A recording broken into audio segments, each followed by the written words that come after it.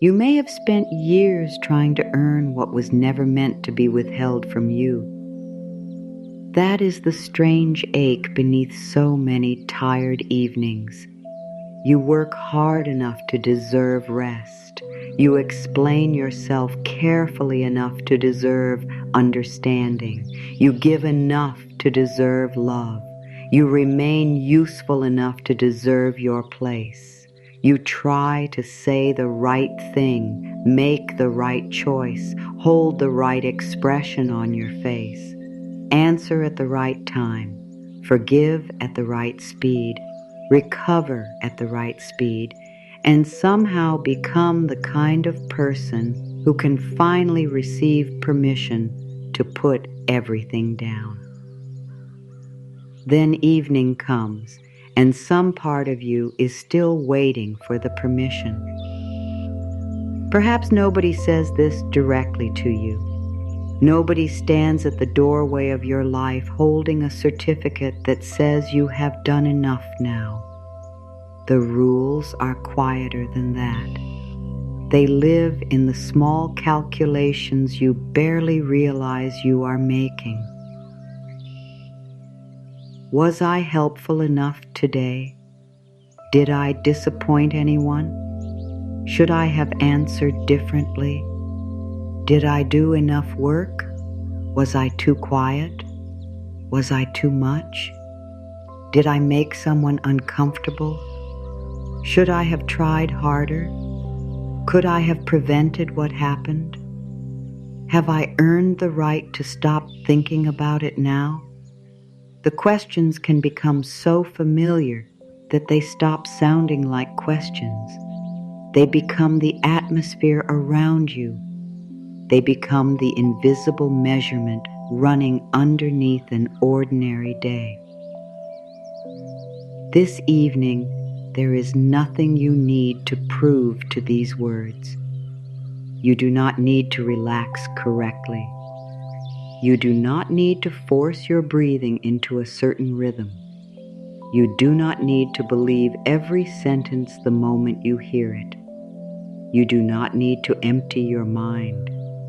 You do not need to make yourself peaceful. You do not need to turn tonight into another project you can succeed at. If your mind wanders, it wanders. If your body still feels tense for a while, it feels tense. If one part of you wants comfort while another part remains suspicious of comfort, both can be here. If you fall asleep somewhere in the middle, nothing has gone wrong. Sleep does not mean you failed to receive what you came here for. You are not taking an examination. There is no hidden score at the end of the night. For once, you do not have to earn the next moment. You can arrive in it exactly as you are. There may still be something unfinished from today. A message unanswered, a conversation that did not go the way you hoped, a task waiting for tomorrow, a decision you cannot make tonight, a person whose tone still lives in your mind, a silence you keep interpreting, a mistake you wish you could go back and soften, a responsibility that followed you all the way into this room. The day may not have tied itself into a neat ending before you reached your bed. Life rarely does. Yet you may have learned to believe that rest is only permitted after everything is resolved. You may have learned to treat peace as the final reward for perfect completion. Finish everything, then rest. Make everyone happy, then rest. Understand what happened, then rest. Fix the problem, then rest. Know what comes next, then rest. Become certain, then rest. Be forgiven, then rest. Be chosen, then rest. Be reassured, then rest.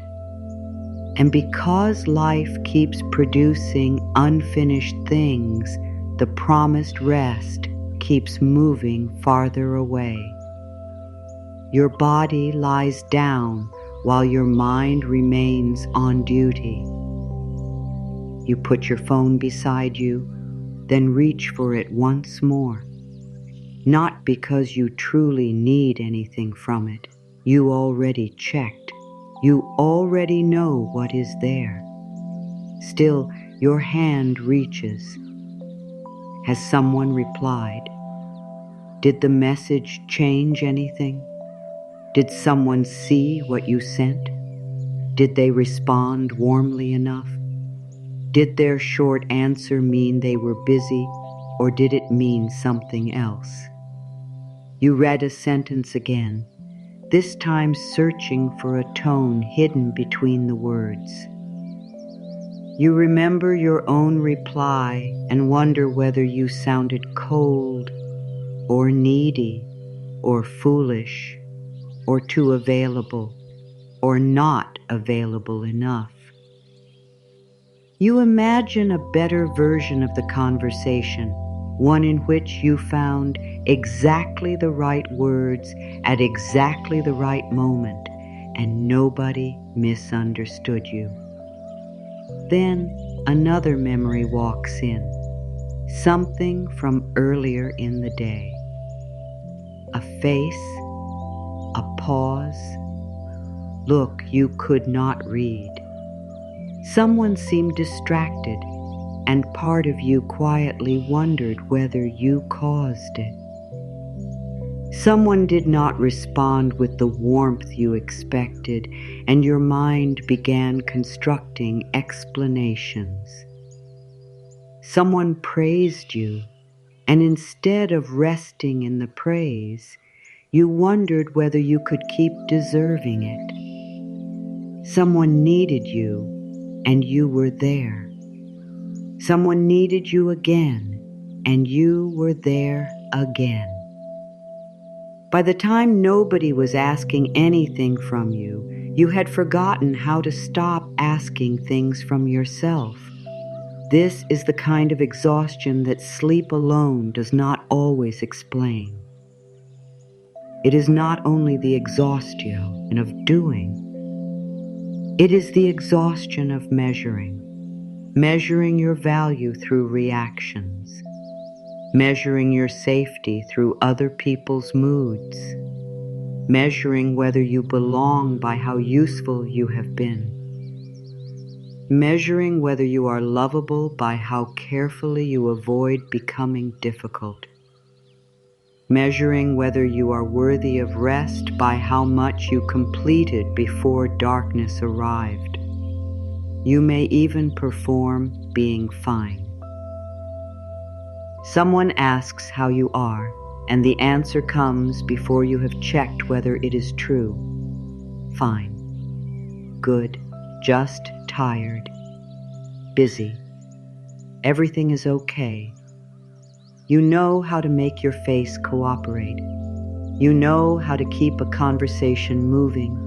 You know how to listen while your own thoughts are crowded behind your eyes. You know how to reassure someone else when you are the one who longs to hear that nothing must be solved tonight. You know how to carry yourself through a room without showing the weight. People can call you strong without knowing how much of that strength has been spent preventing anyone from seeing you struggle. People can call you dependable while you quietly wonder what would happen if you stopped holding everything together for one evening. People can admire how much you manage without knowing that your mind continues managing long after the day is over. This can happen even in a quiet room. No one is asking you for anything now, yet the asking continues inside. Did I do enough? Could I have done more? What if tomorrow goes badly? What if they are upset? What if I lose this? What if I never get what I have been working toward? What if I stop trying and everything falls apart? There can be a fear hidden inside rest. If you stop pushing, something may catch up with you. If you stop proving, someone may change their mind about you. If you stop being useful, you may become easier to leave. If you stop anticipating every possible problem, you may be unprepared. If you stop thinking about the conversation, you may miss the one explanation that finally makes it safe.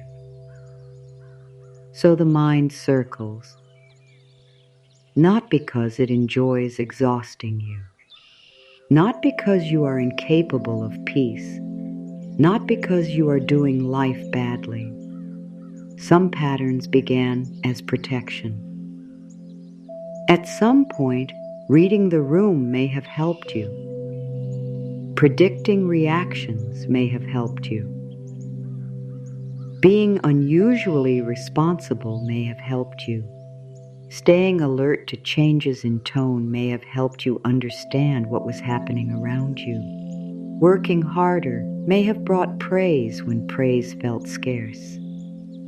Being easy to need may have created a sense of belonging. Achieving may have given you something solid to point toward when your inner worth felt harder to trust. None of this means you created every painful thing that happened to you. Your thoughts did not make other people mistreat you. Your fears did not cause every loss.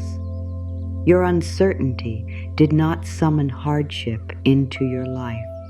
There are experiences no person should be blamed for carrying. The mind often learns from what it has lived through. It watches. It remembers. It tries to reduce uncertainty. It develops strategies. If a certain kind of achievement brought approval, the mind remembers achievement. If silence once meant danger, the mind may become alert to silence. If being helpful kept conflict away, helpfulness can become more than generosity. It can become a way of checking whether you are still safe. If being perfect seemed to reduce criticism, perfection can begin to feel like protection. If love ever felt unpredictable, you may have learned to study every small movement around it. You did not sit down one morning and deliberately choose to become exhausted by these calculations. They formed a little at a time, a response here, a lesson there, a disappointment, a comparison. A moment when being praised felt like relief. A moment when being overlooked felt like proof of something painful. A moment when you decided, without consciously saying the words, that next time you would try harder, and you did. You became more careful, more prepared, more useful, more alert, more skilled at sensing what might be expected from you. You learned how to move through the visible world. Yet there is a difference between learning how to navigate life and believing you must earn the right to exist peacefully inside it. That difference can be difficult to see when striving has been praised for a long time. The world often rewards visible effort. There are grades, targets, deadlines, applications, promotions, bills, appointments, responsibilities. There are real things that require action. Rest is not pretending responsibilities do not exist. Peace is not refusing to participate in your own life. The trouble begins when the language of achievement is carried into places where it does not belong. You can earn a qualification. You can earn money. You can earn trust after breaking an agreement. You can develop a skill through practice. You can complete a task through effort. Yet your basic human worth is not a performance review. Your right to breathe is not waiting for a better resume. Your need for rest does not become valid only when every person understands you. Your body does not need a productivity report before it can soften into a bed. There are parts of being alive that cannot be made more sacred by exhausting yourself first. Still, it can feel unfamiliar to receive without proving. Even the word receive may create a small resistance. Receiving can sound passive when you have spent so much of life surviving through effort. You know what to do with a goal. You know what to do with a problem. You know what to do with a list. You know how to improve. You know how to push. You know how to make another attempt. But what do you do with something that does not ask you to become better before it belongs to you? What do you do with an evening that is not a reward? What do you do with rest that does not need to be justified? What do you do with peace if peace is not standing on the other side of perfection?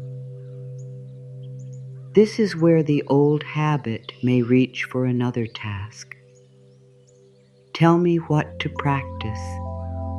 Tell me what to repeat. Tell me what to fix. Tell me how to become the person who deserves this. There is tenderness in that response. It shows how faithfully you have tried.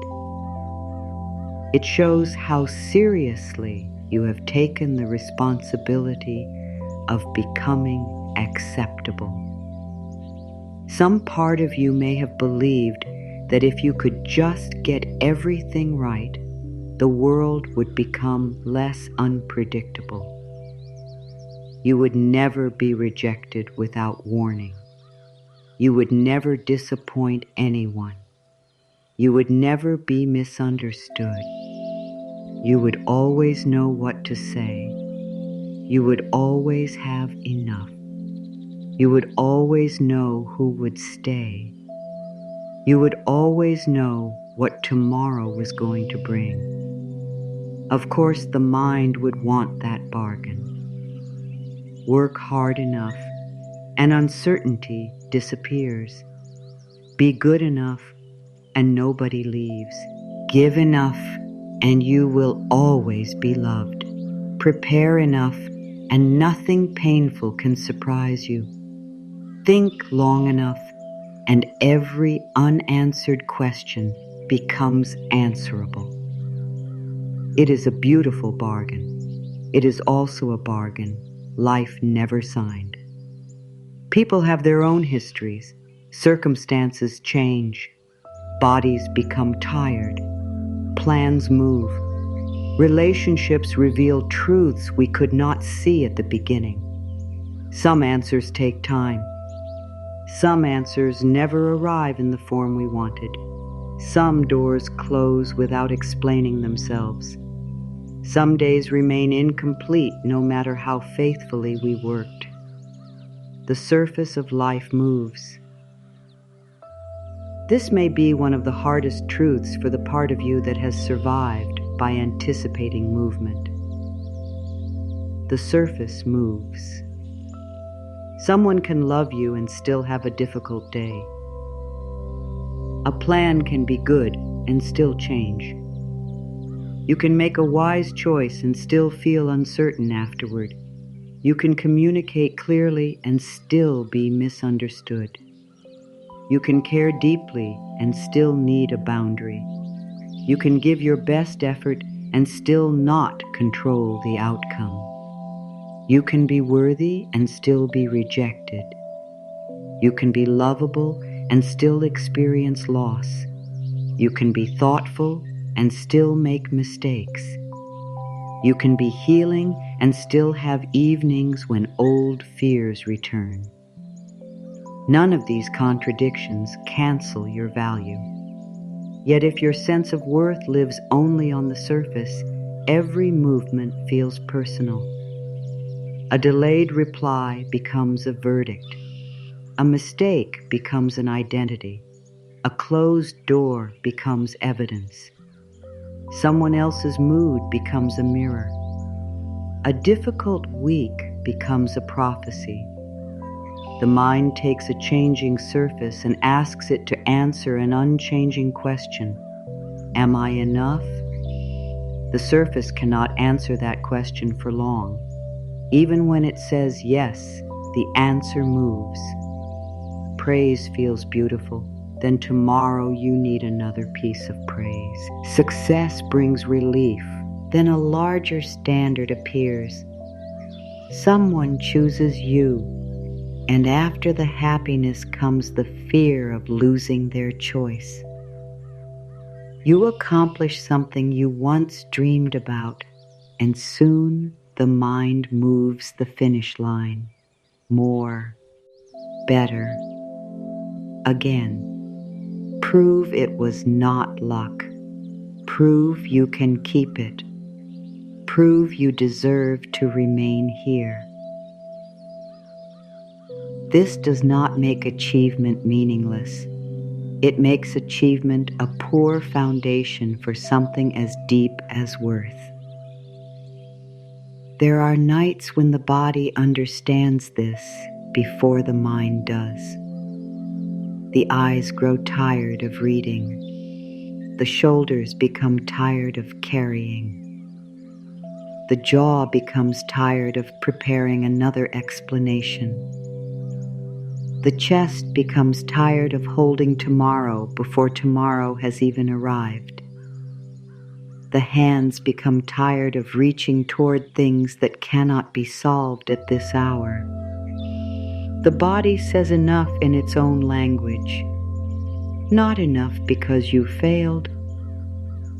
Enough because you have reached the natural edge of one day. There is humility in accepting the edge of a day. You cannot carry this hour into the morning by thinking harder.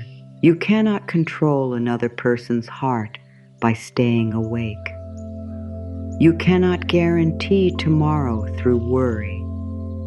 You cannot rewrite the past by replaying it. You cannot make uncertainty disappear by giving it another 2 hours of your night. Something in you already knows this. That is why exhaustion can sometimes feel almost like a longing. Not only a longing for sleep, a longing to stop negotiating for your place, a longing to exist without being evaluated, a longing to stop asking every circumstance whether you are permitted to be at peace, a longing to know that something inside you remains yours even while the outer world changes. You might have touched that feeling before. A few seconds while looking through a window, a quiet moment after everyone else had gone to bed, a walk when you forgot to judge yourself. The instant after a deep exhale when nothing was solved, yet your body stopped demanding an answer. A morning when you woke before your worries remembered your name. For those few moments, you were not proving anything. You were there, breathing, existing. The world had not issued a verdict. No audience was scoring you. Nothing had been earned in those seconds. Still, something was present. This evening asks you to become curious about that presence, not to seize it, not to turn it into another achievement, only to consider that what you have called peace may be deeper than the conditions you have been asking to provide it. Because this is the question underneath tonight. What if the exhaustion is not only coming from everything you have been carrying? What if some of it comes from where you have been trying to stand while carrying it? You have been trying to stand on a moving surface and make the surface hold perfectly still. You have watched every wave, measured every rise, prepared for every drop, tried to predict the next movement, tried to become good enough at balancing that nothing could ever disturb you again. Then you blamed yourself whenever the water moved. There is another way to understand steadiness. Picture a vessel on dark water, not a perfect sea, not a painted ocean without movement. Real water, wide, alive, changing beneath the night. The surface lifts and settles. Small waves cross one another. Wind presses against one side of the vessel and then changes direction. From above, it may look as though everything depends on what the water decides to do next. Yet the most important part of the vessel is not the part catching your eye. There is structure below the surface, hidden from anyone watching from shore. A depth beneath what can be seen. The ship does not survive because it persuades the sea to stop moving. It does not ask every wave for permission to remain upright. It does not chase the surface from one side to the other, begging each movement to confirm that the journey is safe. Its steadiness reaches downward. Beneath the visible motion is a keel, deep enough to change the meaning of what happens above. A wave can still rise, wind can still arrive, the surface can still become restless. The keel does not call this failure. It does not take movement personally. It does not confuse disturbance with worth. It does not demand a motionless ocean before it agrees to do its work. It goes deeper. That image matters tonight because you may have spent a very long time trying to calm the sea when what you were truly longing for was depth. You tried to calm other people's reactions. You tried to calm uncertainty. You tried to calm the future before it arrived. You tried to smooth every conversation. You tried to prevent every disappointment. You tried to become so good at living that life itself would stop moving beneath you. The effort was enormous. The sea kept being the sea. This evening does not ask you to control it. Something deeper is beginning. Not above the water where everything changes quickly. Below it. Below the noise. Below the opinions. Below the message you are waiting for. Below the question you still cannot answer.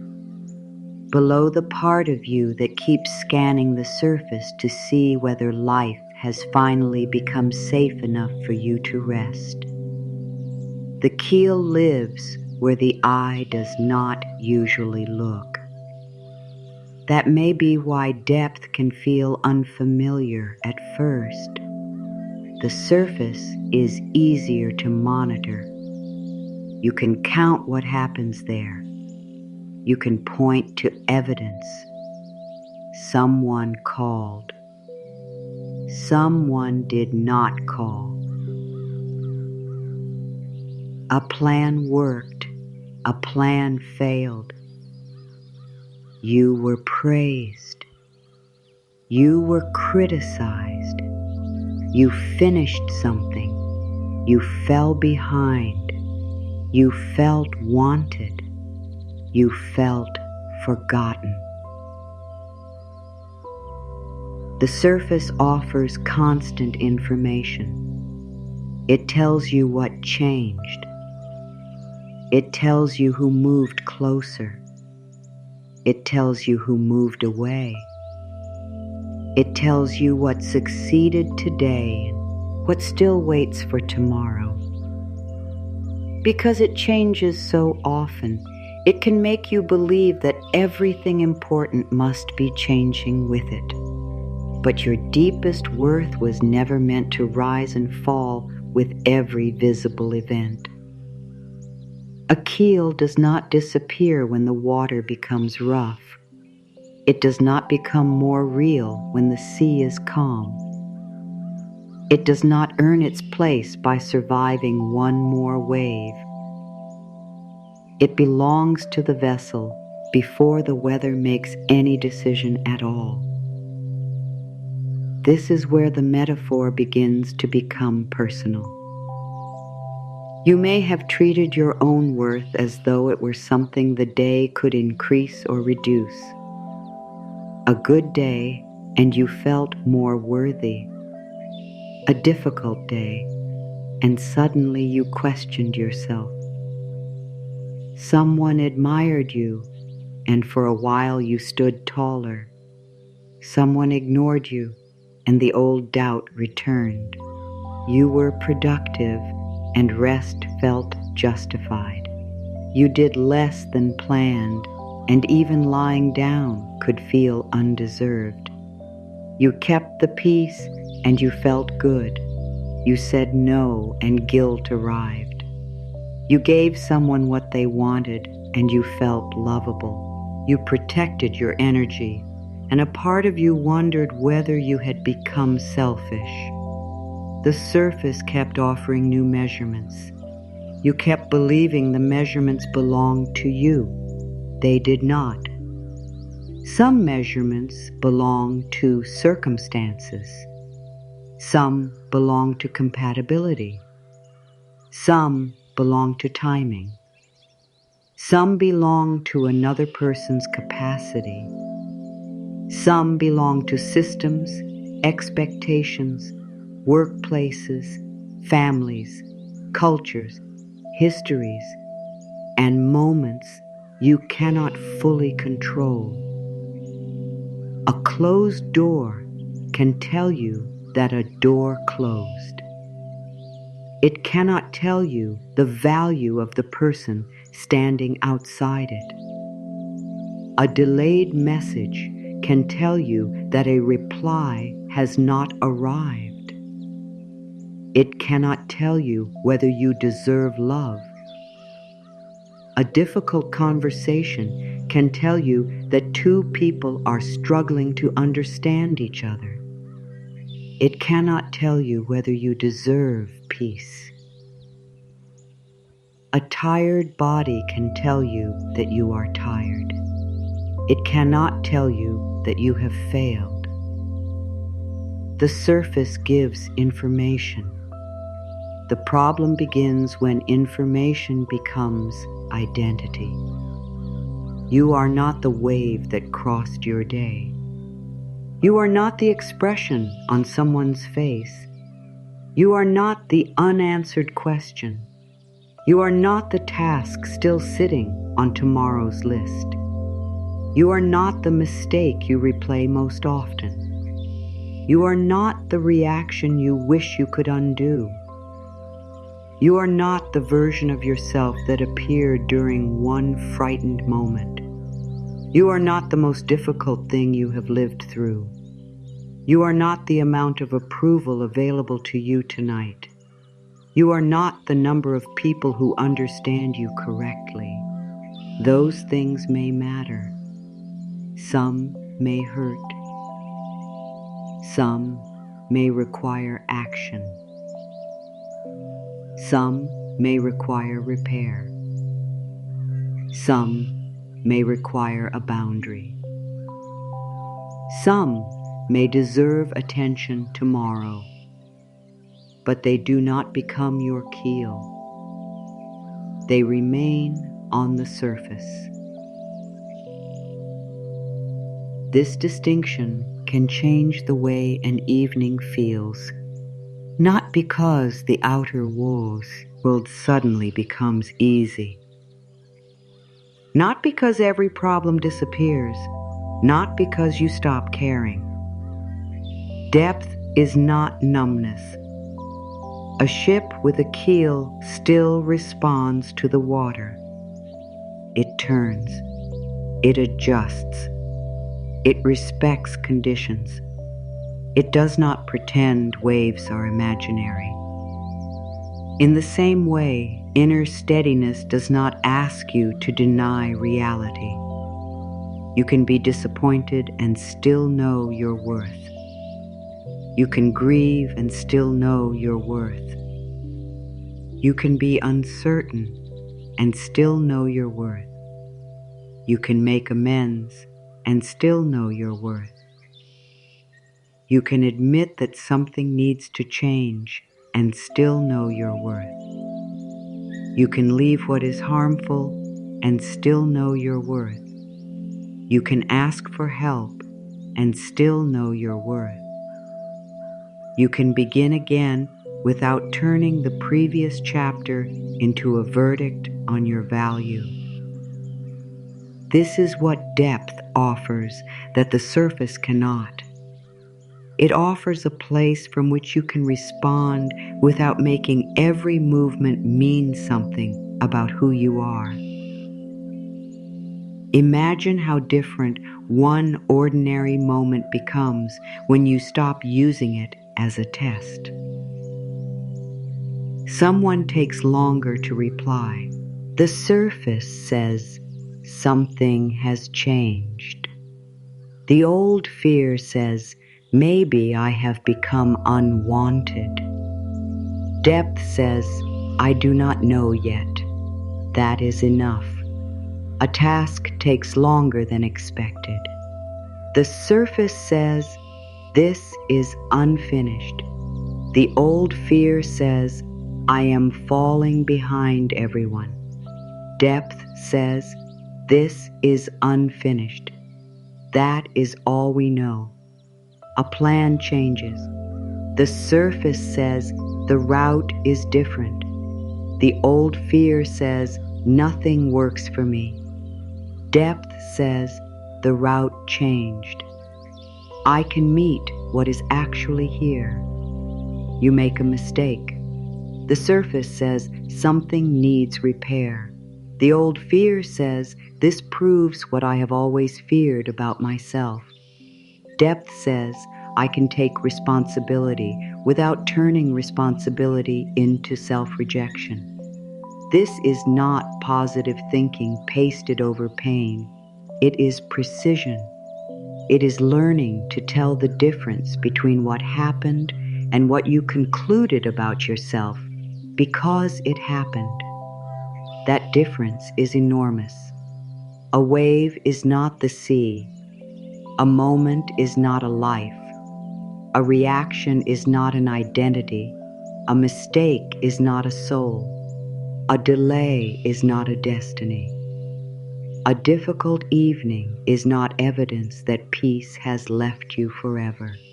The keel keeps teaching the same lesson in different forms. Do not ask the moving surface to provide an unmoving answer. It cannot. It was never designed to. The surface of life is made of change. Even beautiful things change. A child grows. A season turns. A home changes. Friendships move through different forms. Bodies change. Dreams mature. What mattered to you 10 years ago may no longer carry the same meaning. Even joy arrives in waves. That does not make joy unreliable. It makes it alive. You do not need to freeze life in order to trust yourself within it. You do not need to hold every person in place. You do not need to predict every outcome. You do not need to secure every door. You do not need to know exactly what tomorrow will ask before you close your eyes tonight. There is a kind of wisdom that comes when you stop confusing certainty with safety. Certainty says nothing unexpected will happen. Life cannot promise that. Depth says, whatever happens, I do not have to abandon my center. The difference matters. One promise depends on the sea. The other depends on how deeply you are willing to belong to yourself.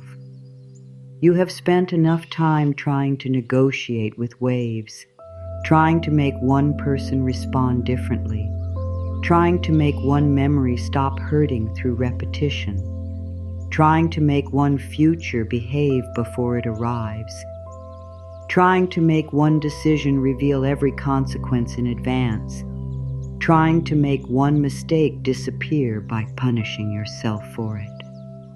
The surface can keep you very busy.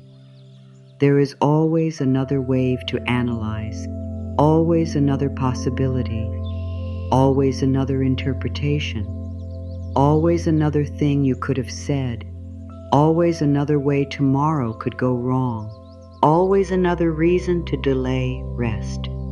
Depth is quieter. It does not need so much explanation. It says, this happened. I am still here. It says, I do not know. I am still here. It says, I am tired. I am still here. It says, I need help. I am still here. It says, this hurts. I am still here. It says, something must change. I am still here. There is no drama in that steadiness, no performance, no grand declaration. A keel does not announce itself to every wave. It does its work beneath the surface. This is why some of the deepest healing in a human life can look very ordinary from the outside. You stop sending the extra message. You let someone misunderstand you for one evening instead of writing 3 paragraphs to explain yourself. You close the laptop before every task is finished. You say, I cannot do that tonight. You admit that you are hurt without calling yourself weak. You ask for support before reaching complete exhaustion. You stop chasing an answer that another person is not ready to give. You let a silence remain a silence until more information arrives. You do not turn someone else's discomfort into an emergency you must solve. You let your body be tired without accusing it of laziness. You go to bed before you feel completely caught up. Nothing about these moments may look dramatic, yet beneath them, the keel is deepening. Depth often begins where proving ends. That can feel frightening. Proving gives the mind something to do. Depth asks the mind to trust something it cannot always display. You can show a certificate. You can show a completed task. You can show a compliment. You can show a number. You can show a result. How do you show inherent worth? You do not. That is part of its freedom. It does not become more legitimate because it can be demonstrated. Your existence is not waiting for evidence. You were not born with an invoice attached to your heart. You did not arrive owing the world a lifetime of perfection before you could be held. A baby does not earn the right to sleep by being productive all day. A child does not need to prove usefulness before deserving protection. Somewhere along the way, adults learn complicated rules. Be impressive, be agreeable, be resilient, be successful, be easy to love, be independent but never distant, be available but never needy, be confident but never inconvenient, be honest but not in a way that unsettles anyone, be strong but not so strong that someone feels threatened, be soft but not so soft that anyone calls you weak. The rules multiply. Then one day you are exhausted and cannot remember who wrote them. Tonight you are not required to rewrite every rule. One evening does not need to hold your entire transformation. You can begin with one question. What have I been trying to earn that should never have been placed behind a gate? Rest may be one answer. Permission may be another. Kindness towards yourself. The right to have needs. The right to change your mind. The right to take time. The right to leave a harmful situation. The right to be imperfect while learning.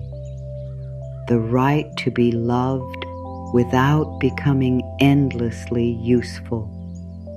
The right to say no without writing an essay. The right to have a body that becomes tired. The right to experience emotion without turning emotion into failure. The right to begin again. The right to be unfinished. The right to be here.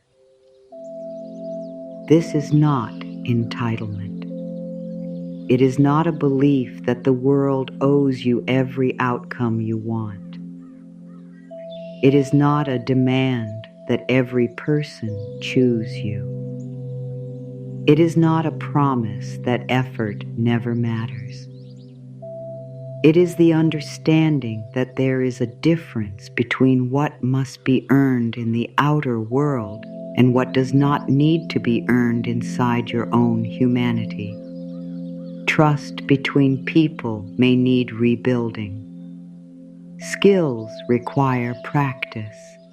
Responsibilities require attention. Choices have consequences. But your basic worth does not increase because you performed well today. And it does not decrease because you struggled. The keel remains. The surface changes. The keel remains. This is the part nobody teaches clearly enough. If your worth is always tied to performance, every success becomes temporary relief instead of joy. You cannot enjoy being praised because you are already wondering whether you can repeat the performance. You cannot enjoy accomplishing something because you are already afraid of losing your place. You cannot receive love because part of you is calculating how to keep earning it. You cannot rest because rest means you have stopped producing evidence. So even good things become tiring. Success becomes a responsibility. Love becomes a test. Praise becomes pressure. Opportunity becomes fear. Rest becomes guilt. The old system does not know how to receive. It only knows how to qualify. Imagine a ship trying to earn its keel every time the weather changed. Calm water today, keel granted. Strong wind tomorrow, keel revoked. One difficult wave, prove yourself again. It would be absurd. The structure that gives the vessel depth cannot be conditional on the very movements it is designed to meet. Your deeper worth works the same way. It cannot depend on every circumstance going well. If it did, it would not be depth. It would only be another surface condition. The part of you that deserves compassion cannot disappear exactly when you need compassion most. The part of you that deserves rest cannot become invalid exactly when you are depleted. The part of you that deserves support cannot vanish because you are struggling. The part of you that deserves dignity cannot be removed by another person's inability to see it. This may be where something inside you begins to resist. Good. Resistance does not mean the words are wrong. Sometimes resistance means an old rule has been touched. You may hear a thought that says, if I stop earning, I will become lazy or selfish or careless or weak or dependent or ordinary or easy to replace. These fears deserve understanding, not ridicule. If effort has protected you for years, of course part of you worries about what happens when effort is no longer used as proof of worth. The answer is not to stop caring. The answer is to separate caring from proving. You can work because the work matters, not because your value depends on the result. You can help because you choose to help, not because being needed is the price of belonging. You can apologize because you care about repair, not because one mistake made you unworthy.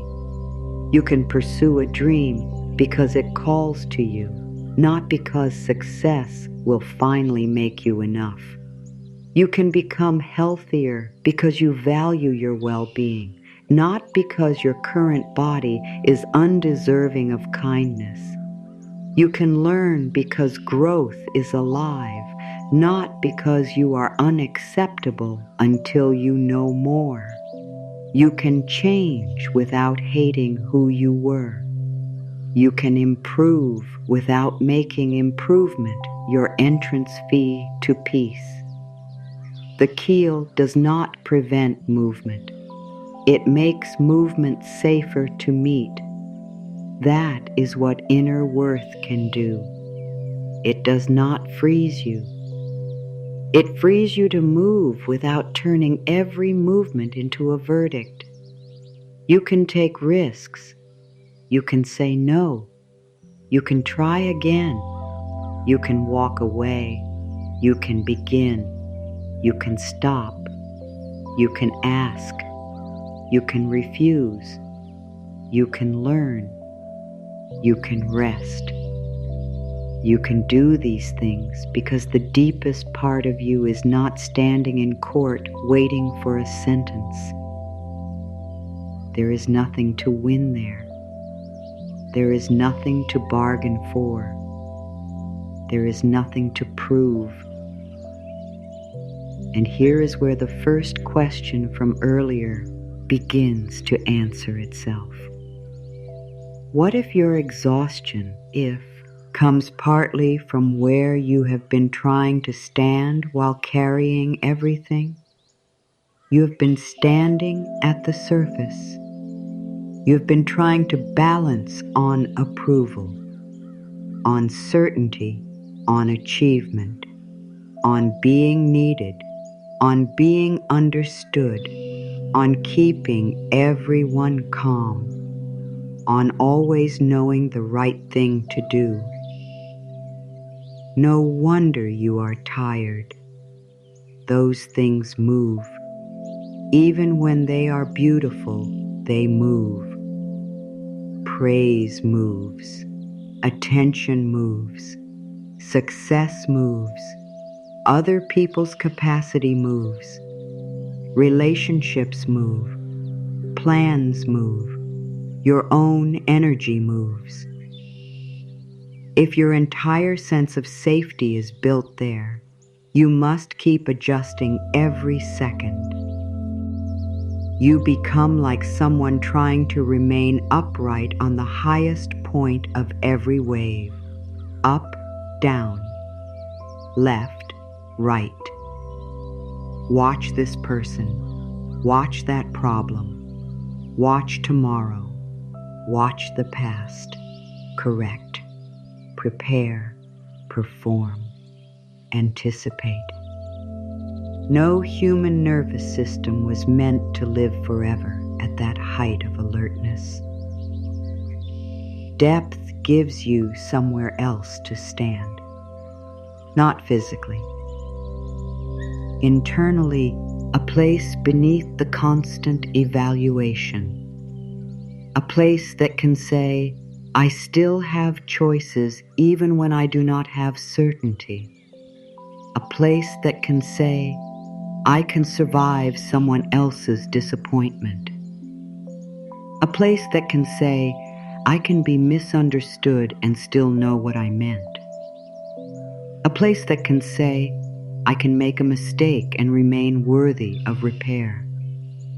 A place that can say, I can rest before everything is finished. A place that can say, I do not need tonight to prove anything about tomorrow. The sea may keep moving. You do not have to chase every movement.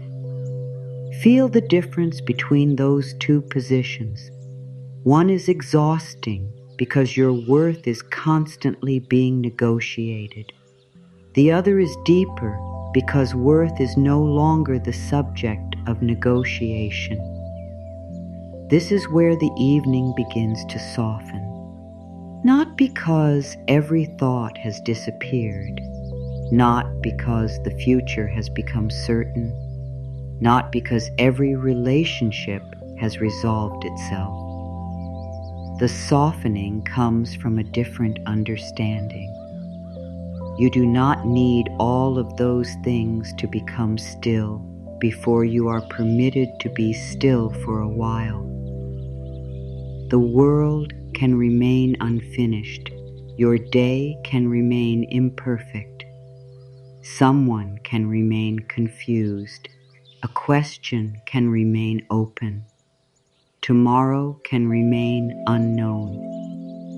And underneath all of it, the keel can still reach downward. There is strength in that downward movement. Not the strength of clenching, not the strength of pretending you do not care, not the strength of holding your breath, a quieter strength. The kind that says, I do not need to rise with every wave. I do not need to sink with every disappointment. I can let movement be movement. I can let feeling be feeling. I can let uncertainty be uncertainty. I do not need to turn any of them into a judgment of my worth. This is the moment to let one sentence come closer. Not as a command, not as something you must believe perfectly. Only as a possibility you can place beside you. I do not have to earn the peace that is already mine. You may hear the sentence and feel warmth.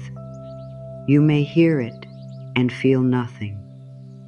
You may hear it and immediately disagree. All three responses are welcome here. Try the sentence once more softly. I do not have to earn the peace that is already mine. The word that may catch inside you is mine. Not peace, mine. Because mine changes the arrangement. If peace is something you earn, it can be withheld. If peace is something you earn, another person can become the gatekeeper. A completed task can become the gatekeeper. A perfect body can become the gatekeeper. Money can become the gatekeeper. Approval can become the gatekeeper. Certainty can become the gatekeeper. Healing can become the gatekeeper. You are always waiting outside. But if some part of peace is already yours, then the gate was never where you thought it was. The surface can affect how easy peace is to feel. Of course it can. Pain matters, stress matters, safety matters, circumstances matter. We are not pretending otherwise. But the right to meet yourself with kindness does not need to be granted from outside. The right to rest your mind for one evening does not need applause. The right to breathe without defending yourself does not need permission. The right to stop measuring for a few minutes does not need evidence. Mine does not mean possession in the hard sense. It means belonging. It means there is something within your own humanity you do not have to purchase with exhaustion. Say it again, more gently. I do not have to earn the peace that is already mine. You are not saying every problem is solved. You are not saying every environment is safe. You are not saying every circumstance supports peace equally. You are saying something more precise. My worth is not a wage. My rest is not a prize. My humanity is not a performance. I can stop proving for this moment. The keel does not ask the sea to certify its depth. It reaches downward because depth is what it is built for. You can begin doing the same, not with force, not by creating another perfect practice, by loosening one old agreement. The agreement that says peace comes later, after the email, after the apology, after the answer, after the achievement, after the weight changes, after the money changes, after the relationship changes, after everyone understands, after you become easier to love, after you become impossible to criticize. Later, always later. Tonight, later loses some of its authority. Not forever. Just enough for this evening. Enough to let your body hear that it is not required to complete the future before sleeping. Enough to let your mind know that an unanswered question can remain unanswered until morning. Enough to let your heart stop presenting evidence. The surface can keep moving without taking everything with it. There is still depth beneath, and once you begin to know the difference between the surface and the keel, you begin to see how many things were never asking to be controlled at all. Some were asking to be felt. Some were asking to be accepted as uncertain. Some were asking for a boundary. Some were asking for patience. Some were asking for help. Some were asking to be released. And some were asking for nothing more than this. Stop making them responsible for proving your worth. A wave cannot do that job. A person cannot do that job forever. An achievement cannot do that job forever. A perfect evening cannot do that job. The keel must go deeper than all of them. There is still more to discover here, because once the keel becomes real to you, another question appears. What happens when the old part of you says this depth is dangerous? What happens when receiving peace without earning it feels almost wrong? What happens when your mind says you must stay alert, stay useful, stay ready, or something important will be lost? We will not fight that part. We will understand why it learned to live at the surface. Then we will show it something it may never have been shown before. You can have depth without disappearing. You can have boundaries without closing your heart. You can rest without becoming careless. You can stop proving without stopping growth. You can receive without becoming passive. And there is one thing the keel never asks the sea for. We will come to that. For now, let the sentence remain near you. I do not have to earn the peace that is already mine. If that sentence feels easy tonight, let it stay easy. If it does not, there is nothing wrong with you. Sometimes the mind resists the very thing it has wanted for years. Not because peace is unwelcome, because peace without payment may feel unfamiliar. There may be a part of you that understands exchange better than receiving. Work, then rest. Give, then be loved. Achieve, then feel proud. Apologize, then be accepted. Help, then belong. Endure, then deserve relief. These arrangements can become so deeply familiar that receiving something without first paying for it creates suspicion. What is the catch? What do I have to do? How long will this last? What will be expected from me afterward? You may not say these questions aloud, yet the body can ask them. A shoulder remains tense. The jaw stays slightly prepared. The mind keeps one light on. Some part of you stands watch at the surface, waiting to see whether the sea changes suddenly. That part does not need to be pushed away.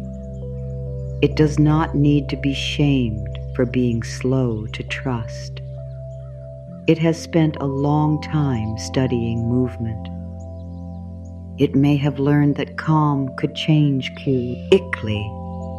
It may have learned that praise could become criticism. It may have learned that closeness could become distance.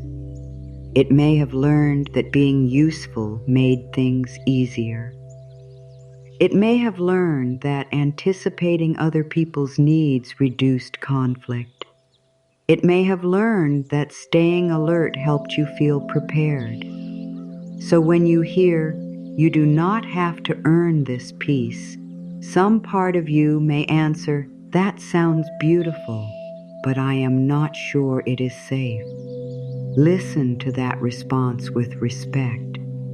You do not have to destroy an old protection to begin living differently. You can thank it for trying to help. You can understand what it was attempting to prevent. Then you can show it that there are more ways to be safe than constant vigilance. A vessel does not become stable by fighting the sea every second. It becomes stable by having enough depth to move with what is real. That distinction matters. Depth is not rigid. Depth is not frozen. Depth does not say nothing difficult can happen. It says difficulty does not erase me. Depth does not say nobody can disappoint me. It says disappointment does not define me. Depth does not say every relationship will remain. It says I do not have to lose myself when something changes. Depth does not promise control. It gives you a place from which control is no longer the only form of safety you understand.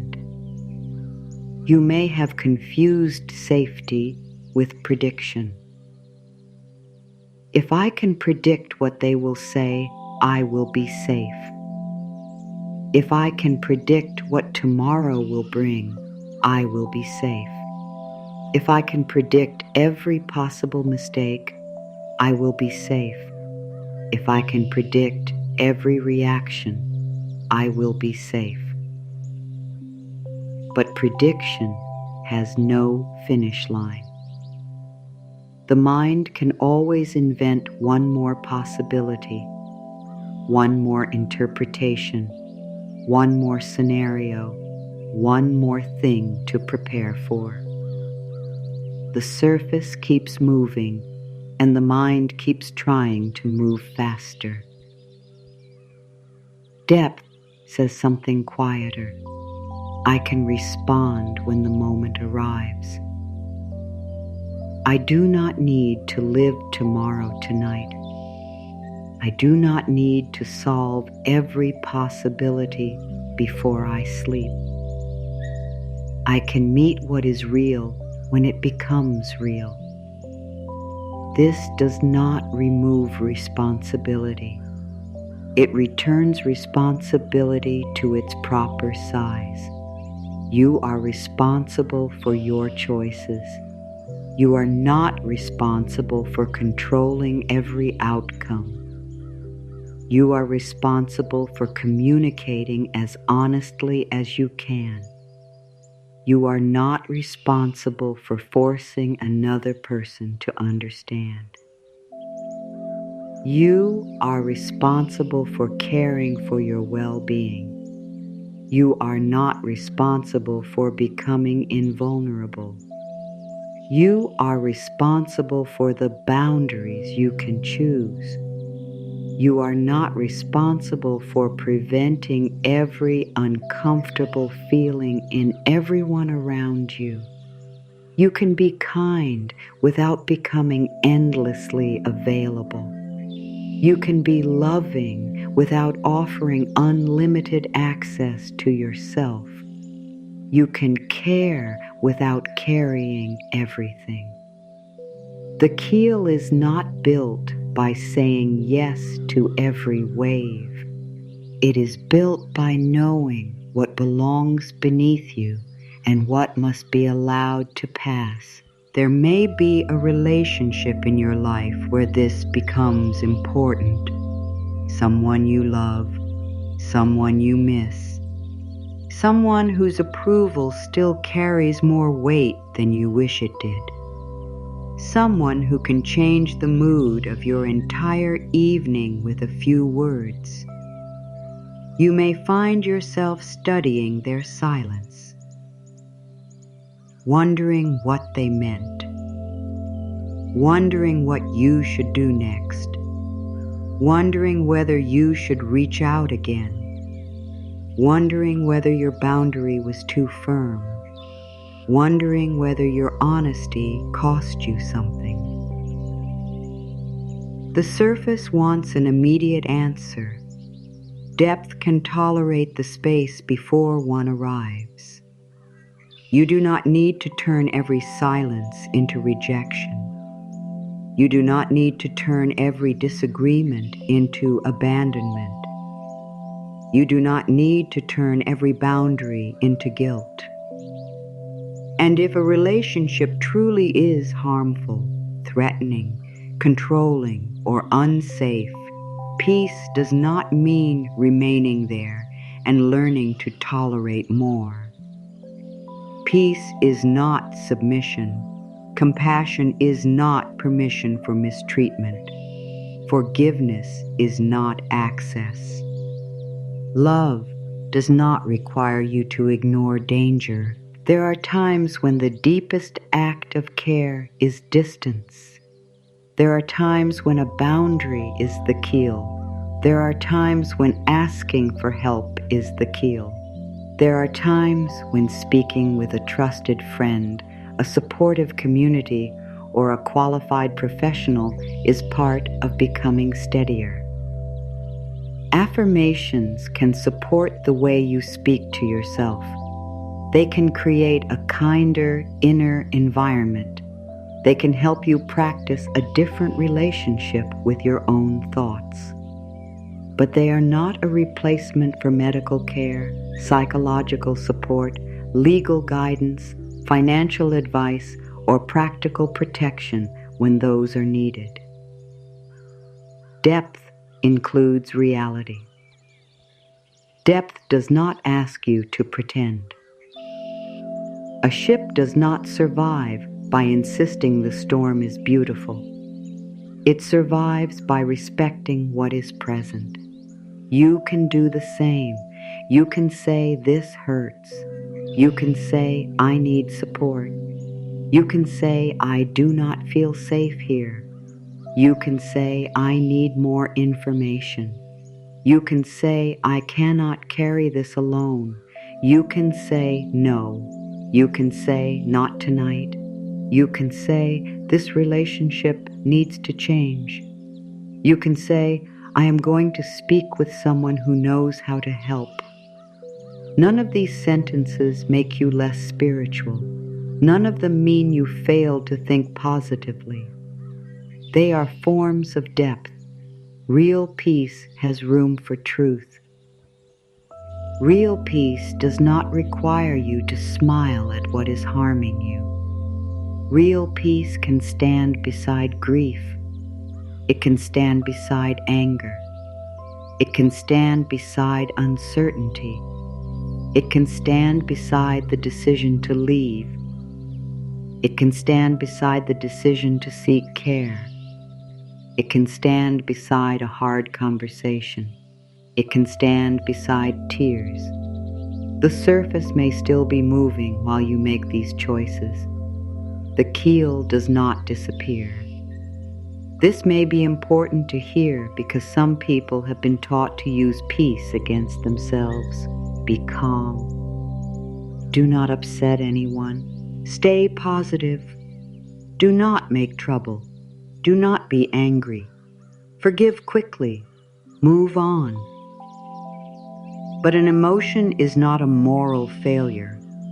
Fear can carry information. Anger can reveal a crossed boundary. Grief can show where love has lived. Exhaustion can show where something has been carried too long. Your task is not to silence every signal. Your task is to listen without letting every signal become your entire identity. The keel does not remove the movement. It changes your relationship to it. You can feel a wave without becoming the wave. You can have a frightened thought without turning the thought into a prophecy.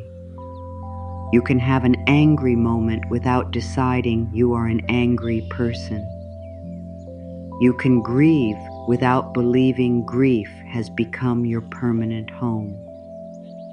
You can be uncertain without making uncertainty proof that you chose wrongly.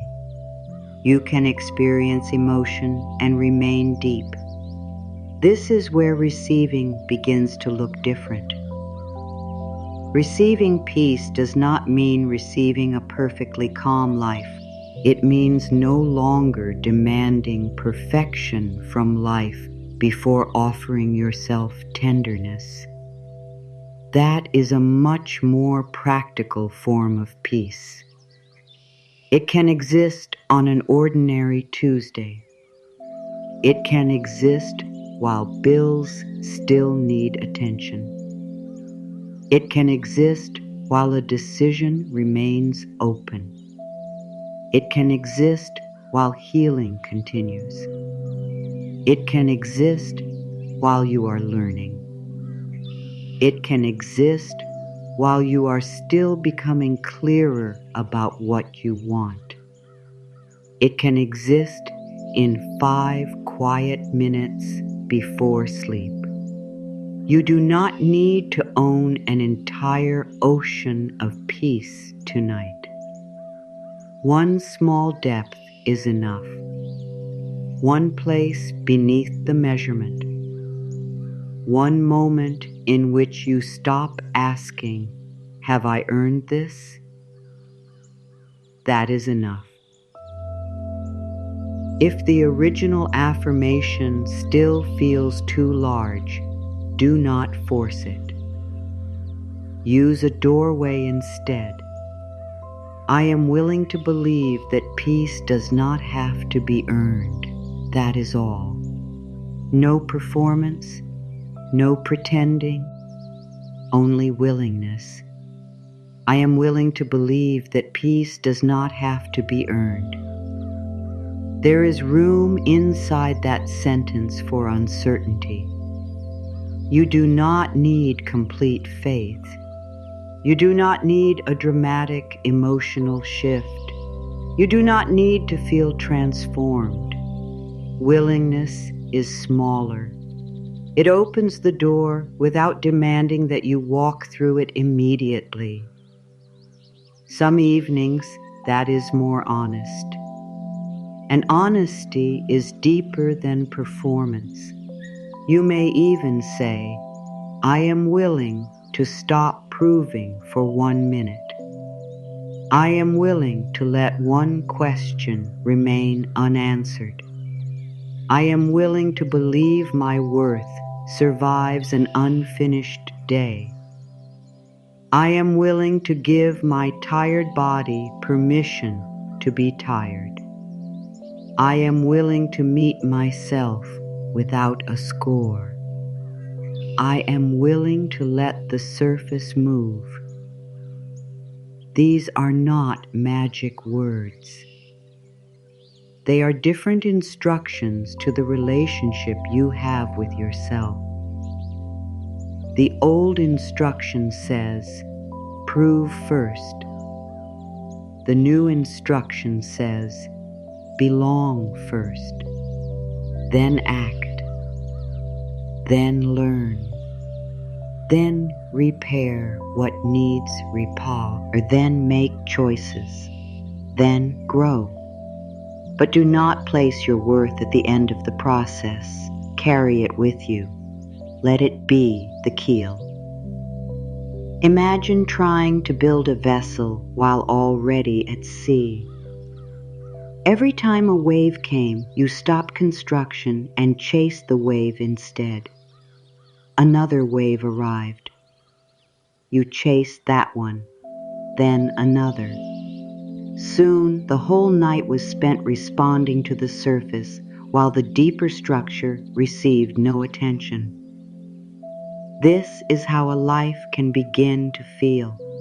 One reaction after another, one urgent feeling after another, one request, one demand, one comparison, one worry, one notification, one expectation. The surface can consume all available attention. Depth is rebuilt when you stop following every wave. You do not need to answer every thought. You do not need to finish every internal argument. You do not need to respond to every memory that appears. Some thoughts are only waves. They rise. They pass. The mind says, "What if tomorrow goes badly?" A wave. The mind says, "What if they are disappointed?" a wave.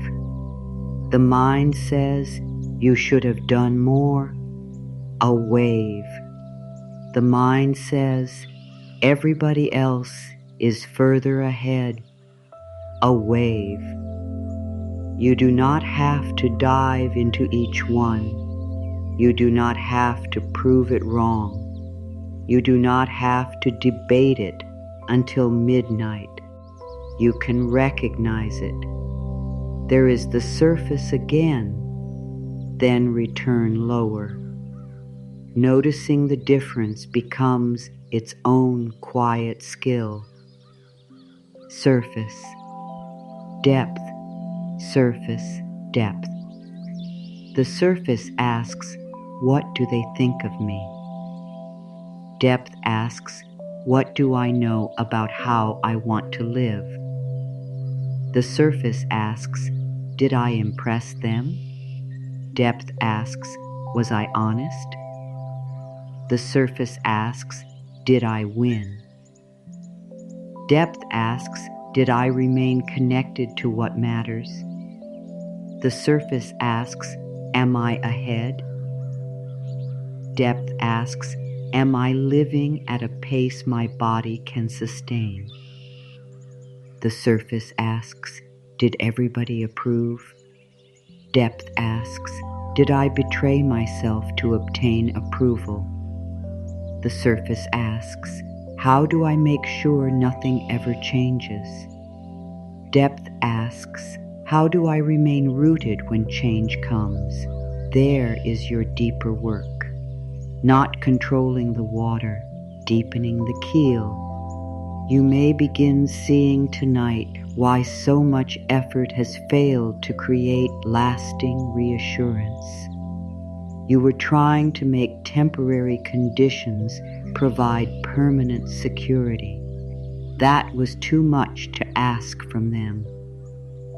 No compliment can permanently settle the question of worth. No achievement can do it. No relationship can do it by itself. No amount of usefulness can do it. No perfect appearance can do it. No flawless performance can do it. They can bring pleasure. They can bring opportunity. They can bring connection. They can matter greatly. But permanent worth must rest somewhere deeper. Otherwise, every beautiful thing becomes another thing you are terrified to lose. Depth lets beauty be beauty. You can enjoy praise without making it your oxygen. You can enjoy love without requiring another person to prove your existence every hour. You can enjoy success without asking it to protect you from every future doubt. You can receive support without deciding you are weak for needing it. You can rest without promising to repay the universe tomorrow. This is how receiving becomes less frightening. You stop treating every gift as debt. A kind word can be a kind word. A quiet evening can be a quiet evening. A breath can be a breath. A bed can hold a tired body without asking what that body accomplished first. You can let something good reach you. There is no invoice. The old habit may still whisper. Are you sure? You can answer without arguing. I am learning. That is enough. You may not wake tomorrow with every old belief gone. That is not the goal. A keel is not deepened through one dramatic gesture. Depth is created through repeated return. Again and again, you recognize when you have climbed back onto the surface looking for a verdict. Again and again, you return. Someone is unhappy. Return. A plan changes. Return. You compare yourself. Return. You make a mistake. Return. You feel uncertain. Return. Not to avoid action, to act from somewhere deeper. That changes the quality of the action. An apology from panic says, "Please tell me I am still worthy." An apology from depth says, "I see what I did and I want to repair it." A boundary from panic can become a wall. A boundary from depth can become clarity. Work from panic says, "I must prove that I deserve my place." Work from depth says, "This matters to me and I want to do it well." Rest from panic may feel impossible.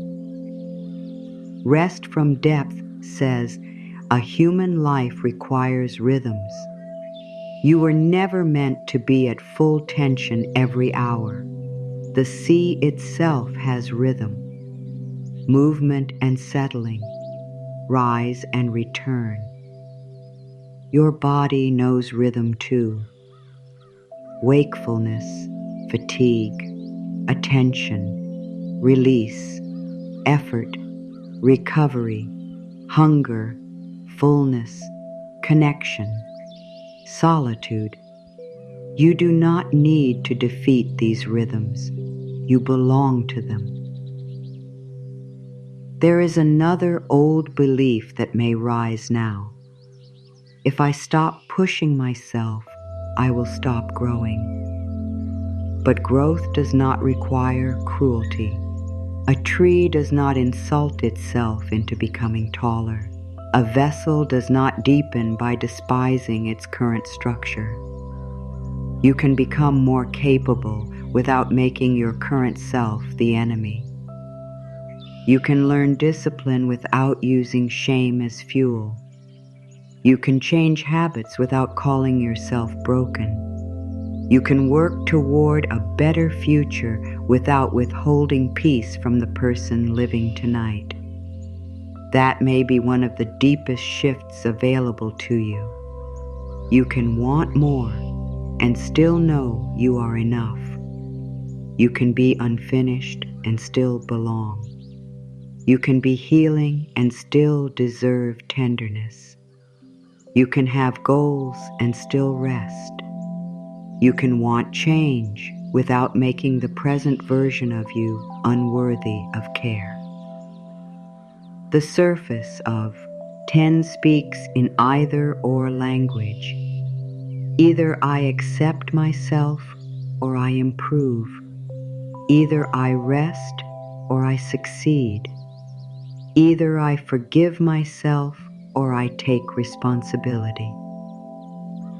Depth knows more than two choices. You can accept yourself and improve. You can rest and succeed. You can forgive yourself and repair what needs repair.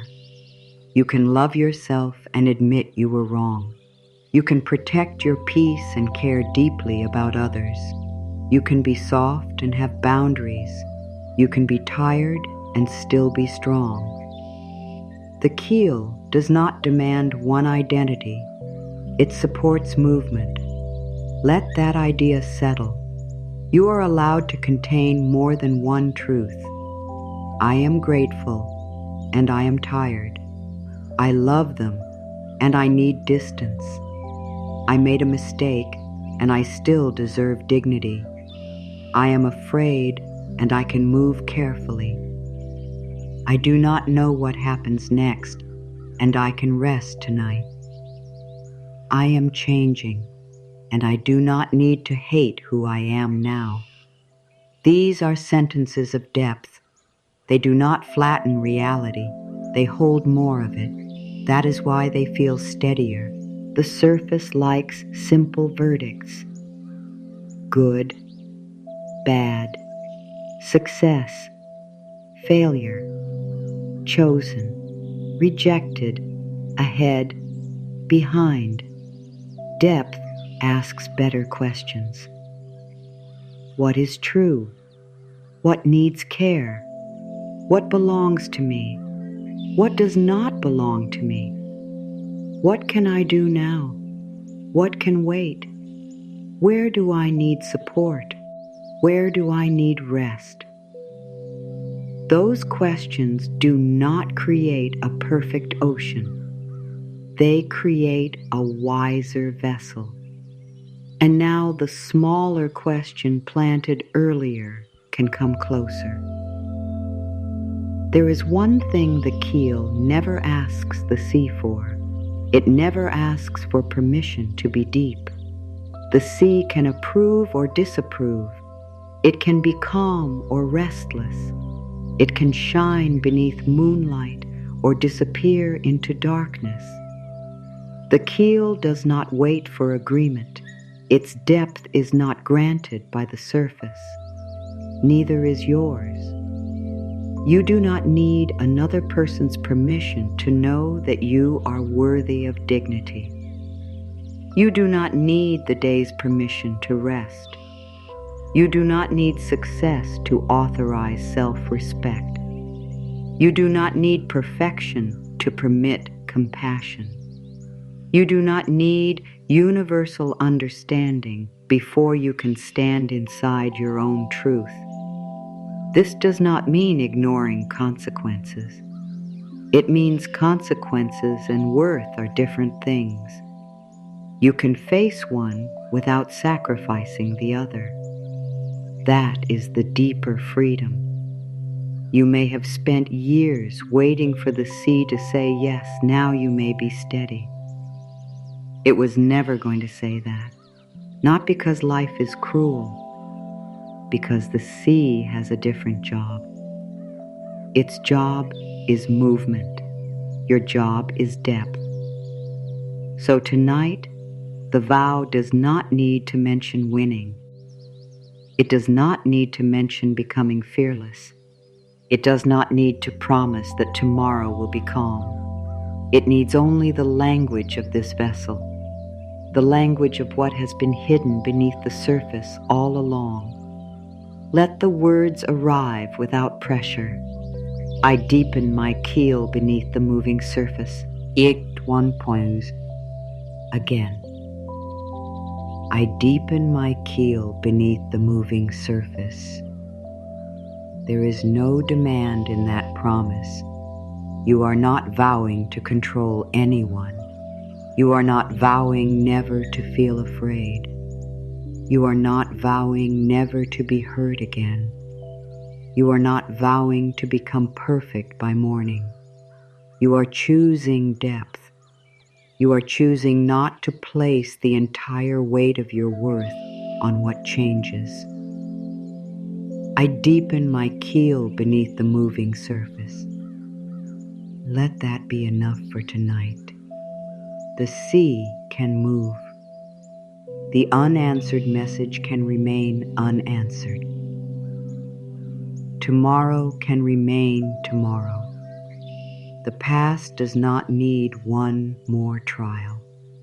Your worth does not need another witness. Something inside you is learning that steadiness can reach downward. Soon, the body will be invited to follow, not by force, not all at once. From the places that have been holding the surface for you all day, the forehead that tried to solve, the eyes that kept checking, the jaw that kept preparing, the shoulders that kept carrying, the chest that kept bracing, the hands that kept reaching. There is depth available beneath all of them, and nothing in you has to earn the descent. The forehead can be first. It has spent enough hours carrying questions. Let the muscles above the eyes stop arranging tomorrow. There is nothing there that needs to be solved before sleep can come. No conversation has to be perfected. No decision has to become certain. No future has to present its map. The forehead can release its position at the surface. It does not have to keep watch over every wave. It can become smooth in its own time. Not because you commanded it, because the day no longer needs to be held there. You may still have thoughts moving behind it. That is all right. Thoughts can move while the forehead rests. The sea can move while the keel remains deep. One does not have to wait for the other. Let the space between your brows be free from the responsibility of understanding everything. You have understood enough for one day. You have considered enough, rehearsed enough, compared enough, predicted enough. Your mind does not have to produce one final answer before the night accepts you. The next thought can arrive and leave without being invited into a meeting. It can pass over the surface. You do not have to follow. Let the eyes be next. They have looked outward for so long, at faces, at screens, at messages, at clocks, at lists, at the small signs that seem to tell you whether everything was okay. Your eyes have done their work. They do not need to search the darkness for new information. They do not need to check again. Nothing essential is hiding behind one more glance. If the lids feel heavy, let heaviness belong to them. If they still feel awake, they do not need to pretend otherwise. Closed eyes are enough. Resting eyes are enough. You do not need perfect sleepiness. You do not need to feel yourself drifting yet. The eyes can simply stop searching. There is a difference between seeing and scanning. Seeing receives what is there. Scanning asks what might go wrong. Tonight, the scanning can end before every question has an answer. The eyes can become two quiet places. No approval to find, no warning to detect, no evidence to gather, nothing to prove through what you see. Let the muscles around them loosen from the habit of vigilance. The sea is not asking them to supervise it. The night is not asking them to measure its depth. They can rest above the keel. Now the jaw. How many sentences has it prepared that were never spoken? How many explanations has it held? How many times did you rehearse what you would say if someone asked? How many times did you keep something inside because it did not feel safe or useful to say? How many times did you press your teeth together and continue? The jaw has carried arguments after the conversation ended. It has carried restraint. It has carried the wish to defend yourself. It has carried words you hoped might finally make someone understand. It does not need to carry them now. Your mouth does not have to form the perfect explanation in your sleep. You can let your teeth separate slightly if that feels comfortable. Let the tongue rest without preparing language.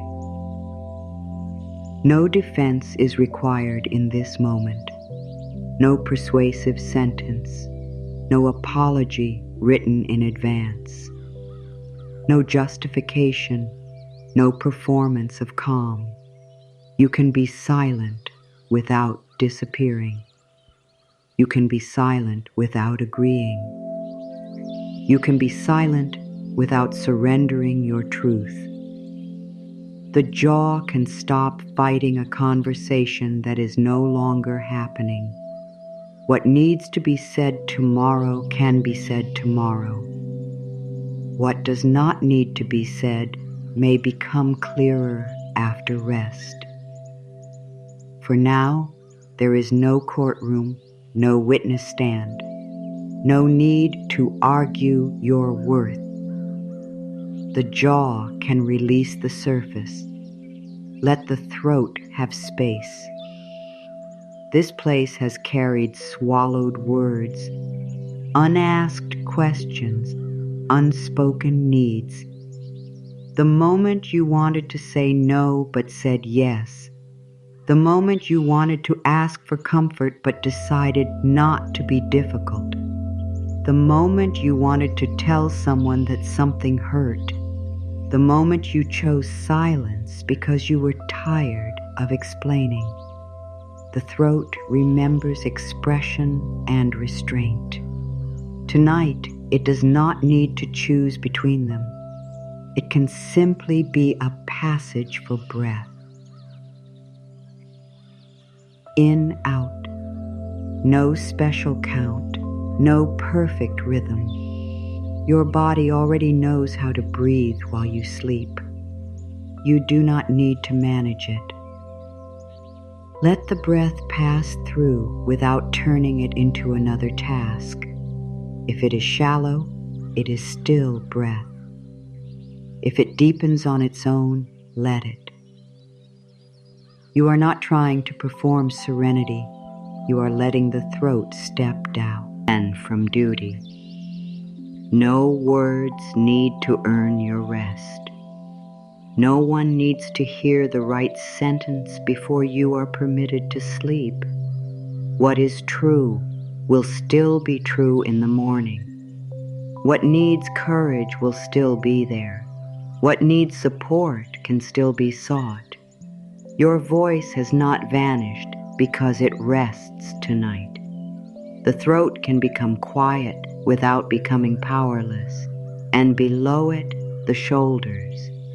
These have carried more than objects.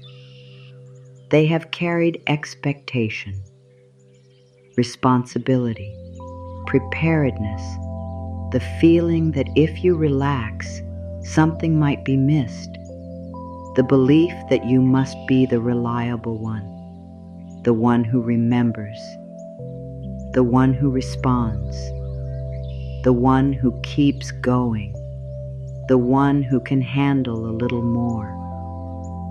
Perhaps people have trusted your shoulders with many things.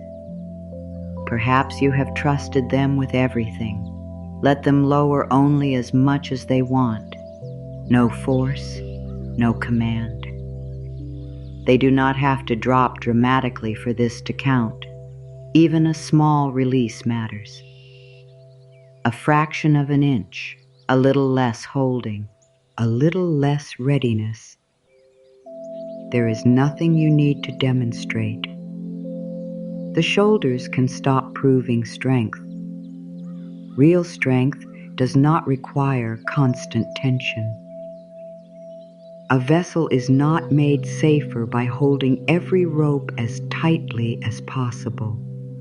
There are moments for effort. There are moments for release. This is one of the moments for release. Whatever belongs to tomorrow does not need to sit on your shoulders tonight. Whatever belongs to someone else can move away from them. their choices, their moods, their expectations, their disappointment, their approval, their timing, their healing, their responsibility. You can care without carrying all of it. Let that distinction settle into the shoulders. Care is not the same as carrying. Love is not the same as carrying. Responsibility is not the same as carrying what was never yours. Your shoulders have done enough. They can rest above deeper water. Now the chest. This place may know bracing, waiting, hoping, missing, wanting reassurance, trying not to want reassurance. The chest can tighten around questions before the mind even names them. Will everything be okay? Will they stay? Will I be enough? Will I be able to handle what comes next? The chest may have been guarding those questions for a long time. It does not need to answer them tonight. Let it be a place where breath comes and goes without having to carry a promise. No promise that nothing painful will happen. No promise that nobody will leave. No promise that every plan will work. Something steadier. The promise that your worth does not have to rise and fall with each answer. The chest can expand without asking the future for permission. It can soften without signing a contract with certainty. If sadness lives there, sadness does not need to leave before rest begins. If longing lives too here, longing can be held without becoming a command. If fear lives there, fear does not need to become the captain. You can have a feeling without placing it at the wheel. You can let the keel remain lower, deeper, under the surface movement. The chest has spent enough time leaning toward tomorrow. It can return to tonight. Only tonight. Only this breath. Only this bed. Only the fact that you are here. Nothing else has to be decided inside your ribs. Let the heartbeat do its work without interpretation. It does not need to become a message. It does not need to prove calm. It can simply continue. Life moving inside you. No achievement required. No permission required. No earning. Now the hands. Hands that have held phones, carried bags, typed replies, completed work, prepared food, cleaned, reached, comforted, fixed, signed, pointed, held on. Let go. Hands can become symbols of how much you do in a day. Tonight, they do not need to do anything. You do not have to hold the future in them. You do not have to keep one hand ready to reach for the thing that might reassure you. Let the fingers be heavy if they want. Let the palms be empty. Empty is not useless. Empty hands can rest. Empty hands can receive. Empty hands do not have to prove that they deserve to be filled. There is freedom in not grasping for a few hours. You can put down what cannot be solved by holding it tighter. A person is not kept by gripping. Certainty is not created by gripping. Peace is not captured by gripping. The sea cannot be controlled in your hands. Let them open from the work of the day. They do not need to carry anything into sleep. You have done enough with them. Now the stomach. This place may have known the first signs of worry before you admitted you were worried. A tightening, a hollow feeling, a turning. The sense that something was wrong even while you kept moving. The body has its own language for uncertainty. You do not have to criticize it for speaking. Let the stomach be free from needing to predict what comes next. It is not an oracle. It is not required to know whether tomorrow will be easy. It does not need to digest every possible future. Only this moment. Only what is here. Perhaps there are worries about money, work, family, health, a relationship, a choice, a change you did not ask for. Those concerns can be real without being solved in this hour. Rest does not deny them. Rest gives you somewhere from which to meet them. The stomach can loosen from the idea that worry is preparation. Worry sometimes feels productive because it keeps the mind occupied. But there are questions no amount of nighttime thinking can finish. You can meet them later with more strength. For now, let the belly be supported by whatever is beneath you. You do not need to hold yourself up from every direction. The bed can carry some of your weight. The room can contain you. The night can pass without supervision. Your body can rest without proving that tomorrow is safe. The keel does not know every wave in advance. It only has depth. Depth is enough for this moment. Now the back. So much of the body you cannot see, still carrying you, still holding structure, still doing quiet work without applause. Your back may know responsibility in a different way. The weight of staying upright, the effort of continuing, the long hours when you did what was necessary because it needed to be done. Let the back meet support. You do not have to hold yourself above the bed. You can be held by something physical and ordinary. Mattress, pillow, blanket, surface beneath the body. It is safe to let gravity help where it can.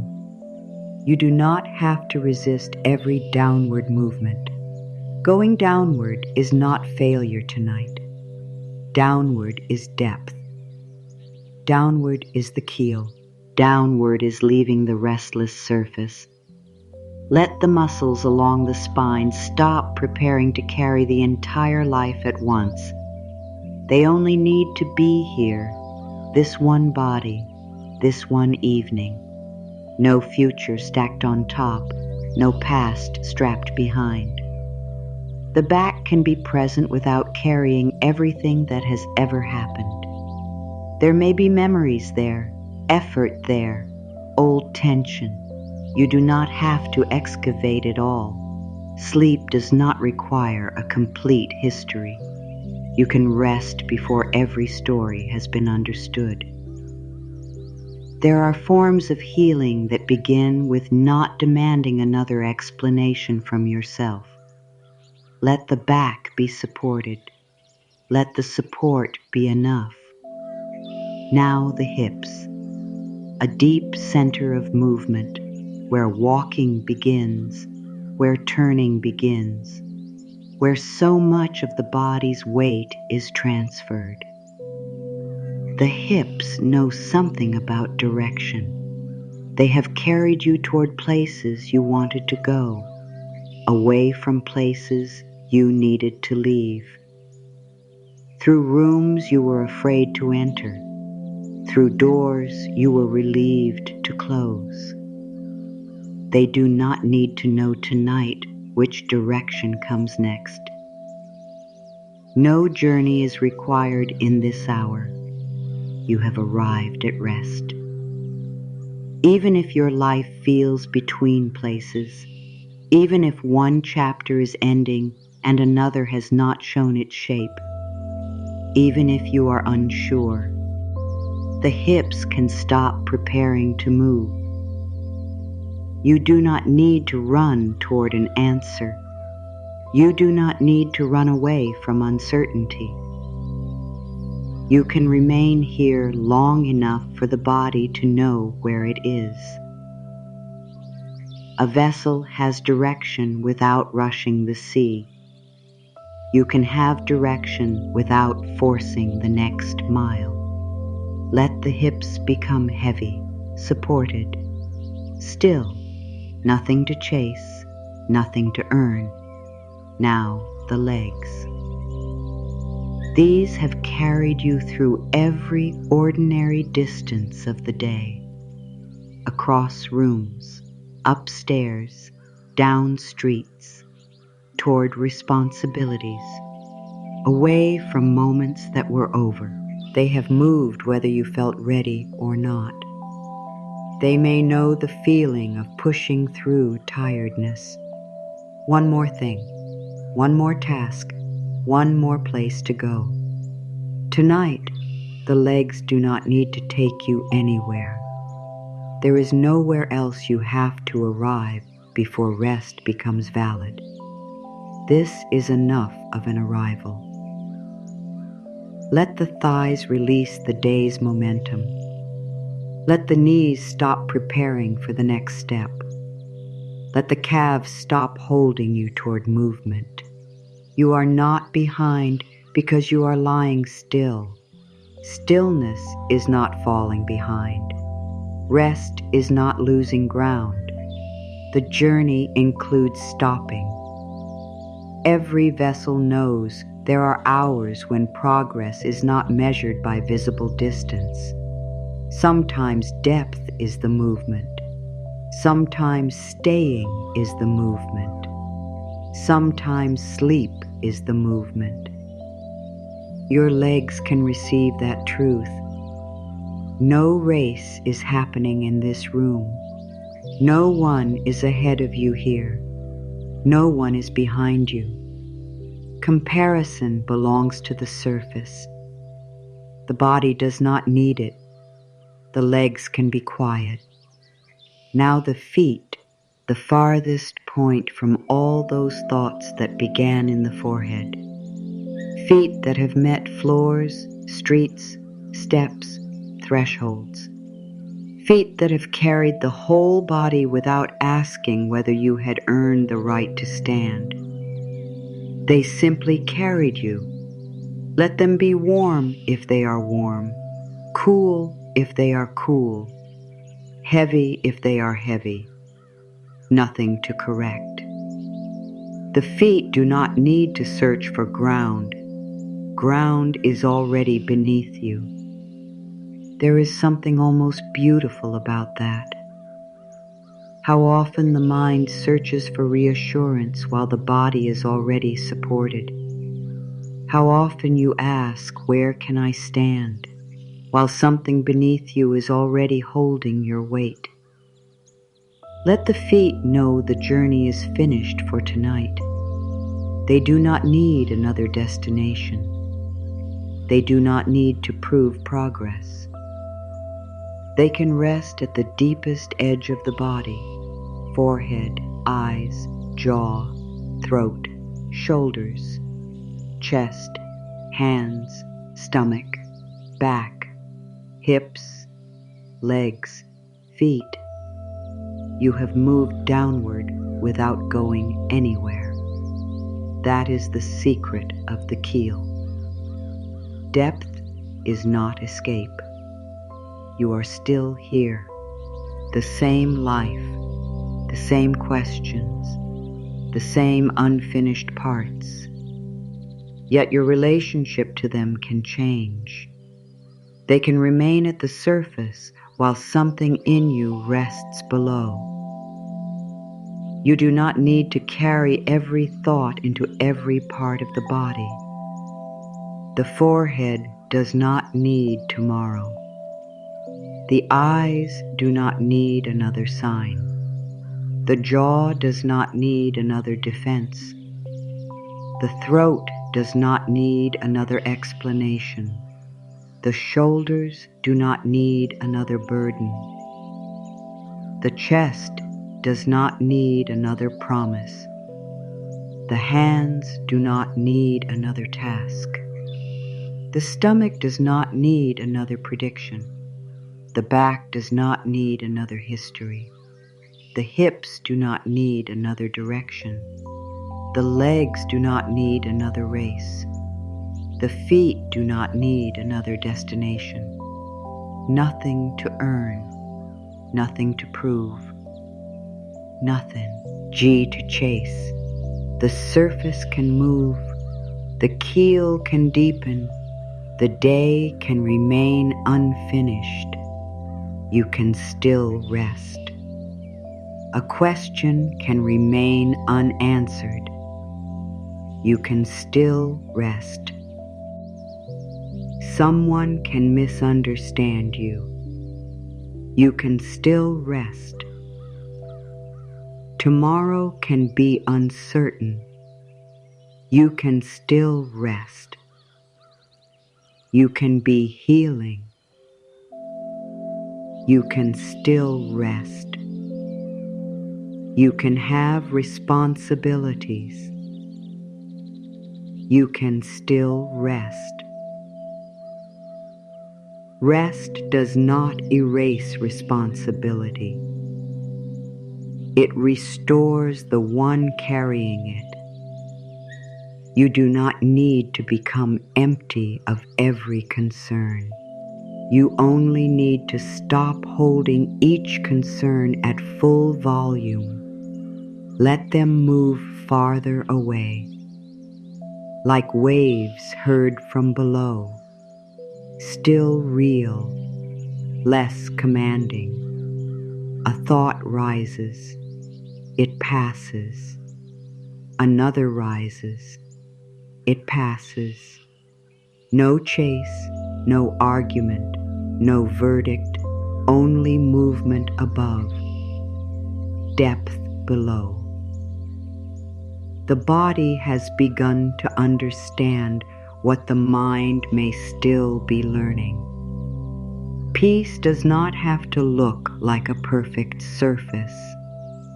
Peace can look like a deeper place beneath movement, a quieter place, a steadier place, a place that does not ask the sea whether it is allowed to exist.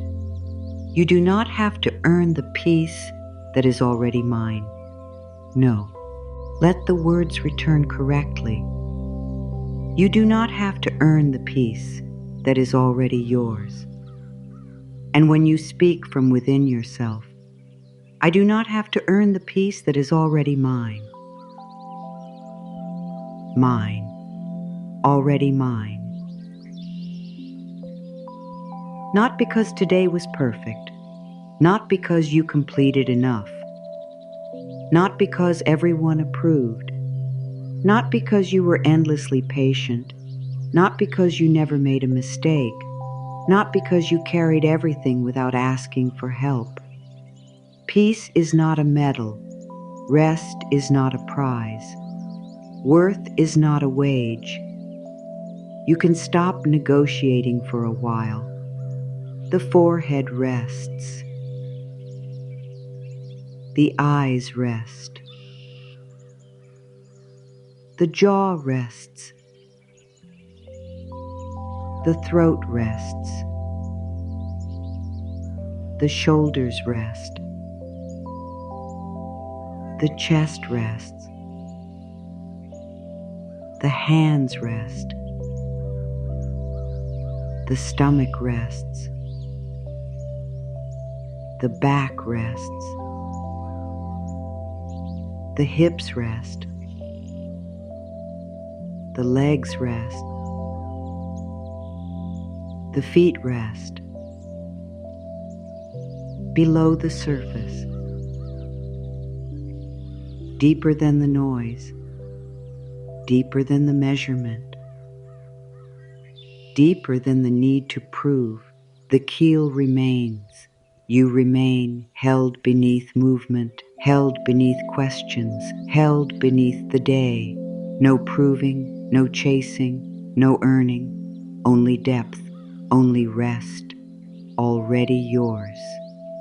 Let those words become smaller now, less like something to understand, more like something the body can rest beside, already yours, not waiting at the end of another difficult week, not hidden behind one more achievement, not kept somewhere beyond the next conversation, not resting in another person's hands, not waiting for you to become easier, quieter, stronger, or more useful, more certain, more impressive, or less tired.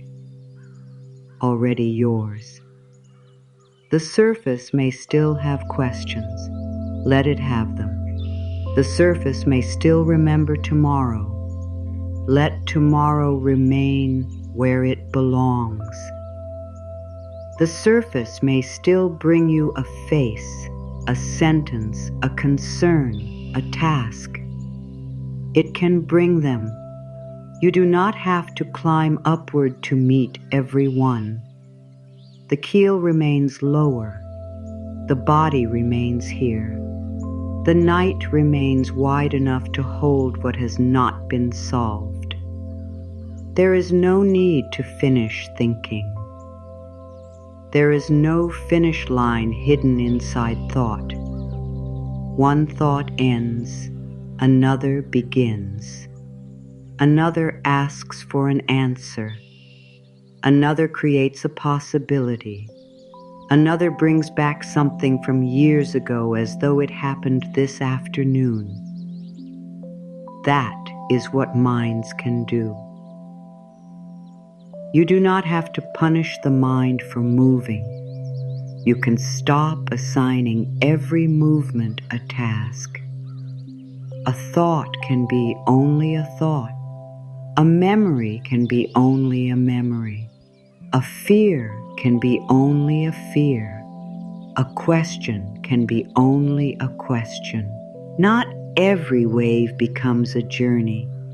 Not every wave requires a response. Some rise, some pass. The keel stays deep. The body can stay heavy. The night can continue. You may no longer be following every sentence closely. That is all right. Nothing is lost if the words begin to blur. Nothing important is missed if sleep comes before the ending. You do not need to hear every line consciously for this evening to have given you something. You have already stopped. You have already stepped out of at least one measurement. You have already given the body time in which it did not need to perform. That matters. There is no reward for remaining awake. There is no test hidden near the end. If sleep comes now, sleep can come. If you remain awake, you can remain awake without making wakefulness a problem. No pressure, no score, only a quieter surface, a deeper keel. There may be one last part of you still asking whether it is really allowed to stop. Let that part hear this. You have done enough for this day to become a day that ended. Not everything. Enough. Enough to arrive here. Enough to lie down. Enough to stop negotiating. Enough to stop presenting evidence. Enough to stop proving that your tiredness is legitimate. You do not need to justify sleep. Your body has rhythms older than every standard you learned. Darkness, rest, waking, effort, recovery, movement, stillness. You belong to those rhythms. You were never designed to exist only in effort. Even a vessel that crosses great distances does not become more worthy because the sea was difficult. Its depth was not payment for the storm. Its keel did not appear as a prize after enough suffering. The depth belonged to its structure. Let that truth come closer. Your deeper worth is not a prize for surviving enough. It is not granty. It's because you endured more than someone else. It is not increased by pain. It is not reduced by needing help. It is not purified by exhaustion. It does not become sacred only after struggle. You do not need suffering to make your life meaningful. You do not need hardship to justify tenderness. You do not need to carry more in order to deserve less pressure. The old bargain can end here, not with a dramatic announcement, with a softer refusal. I do not need to earn rest through depletion. I do not need to earn kindness through pain. I do not need to earn belonging through usefulness. I do not need to earn peace through perfection. I can work because something matters. I can love because love matters. I can grow because growth matters. I can repair what needs repair. I can make different choices. I can become wiser. None of that requires me to hate myself first. The keel goes deeper. The surface moves farther away. The old rules lose volume, not gone, quieter. That is enough. You do not need every old belief erased tonight. You do not need a completely new mind by morning. One different relationship with one old belief can be enough. When the thought says, do more before you rest, you can answer, not tonight. When the thought says, prove your worth, you can answer, my worth is not on trial. When the thought says, solve tomorrow, you can answer, tomorrow can meet me tomorrow. When the thought says, check once more, you can answer, nothing essential requires this moment. When the thought says, what if they misunderstood you, you can answer, understanding can wait.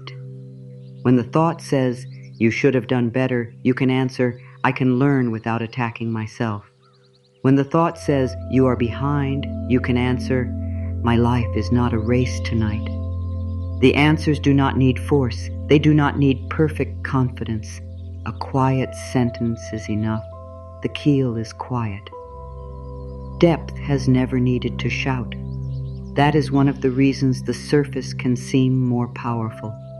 Waves are visible. Depth is not.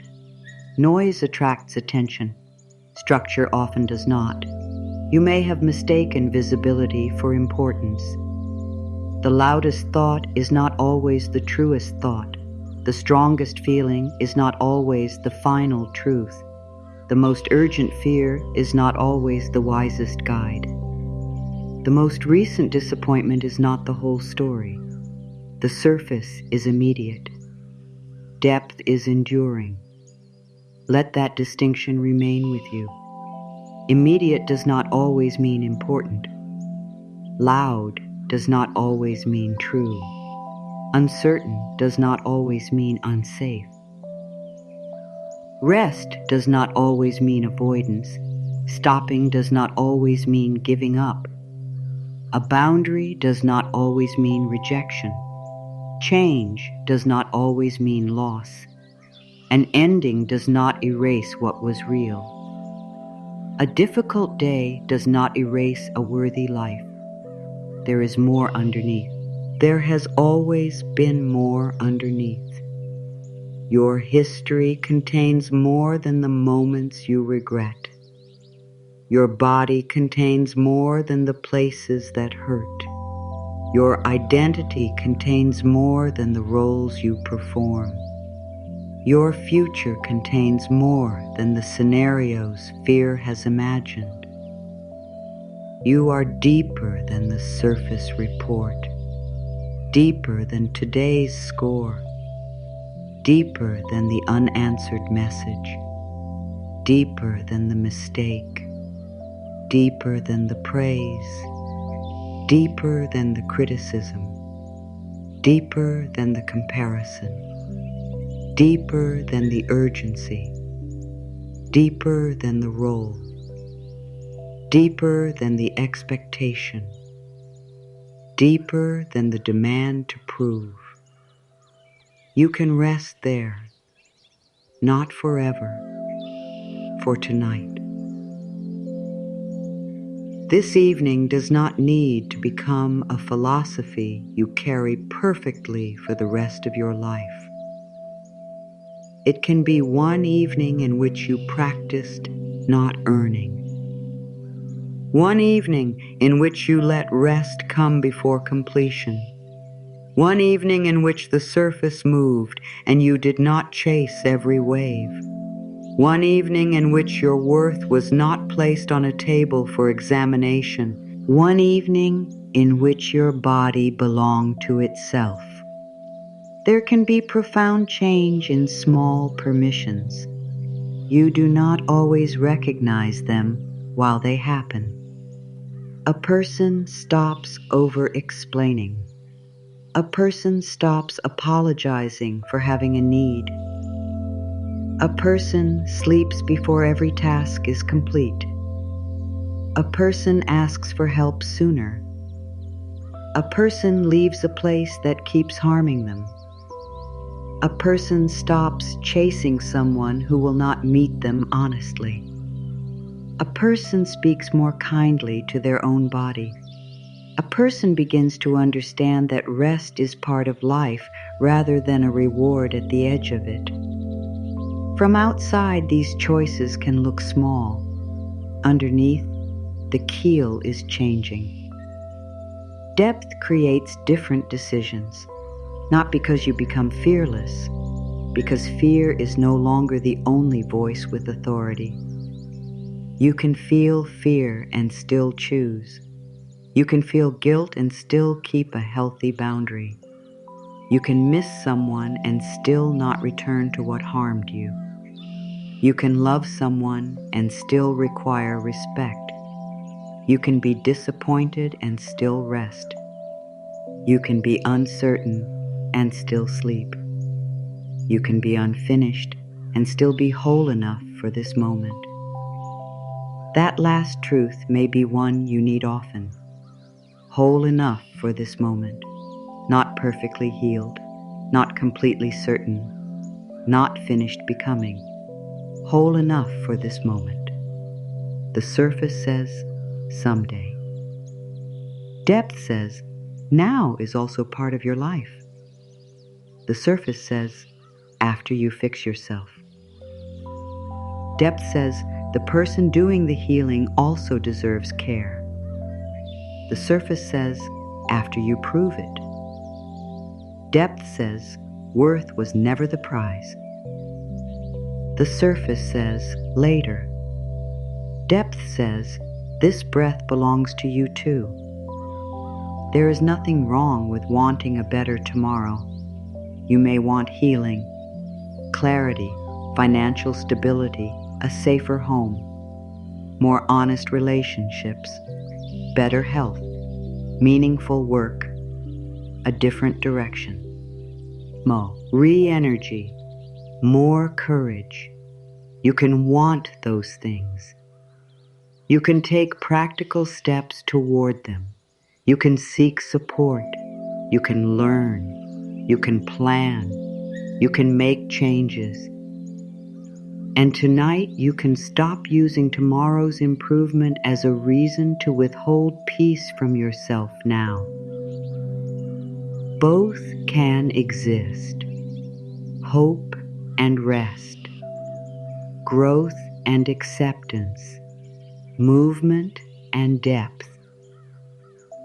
The vessel travels because it has depth, not because it hates where it is.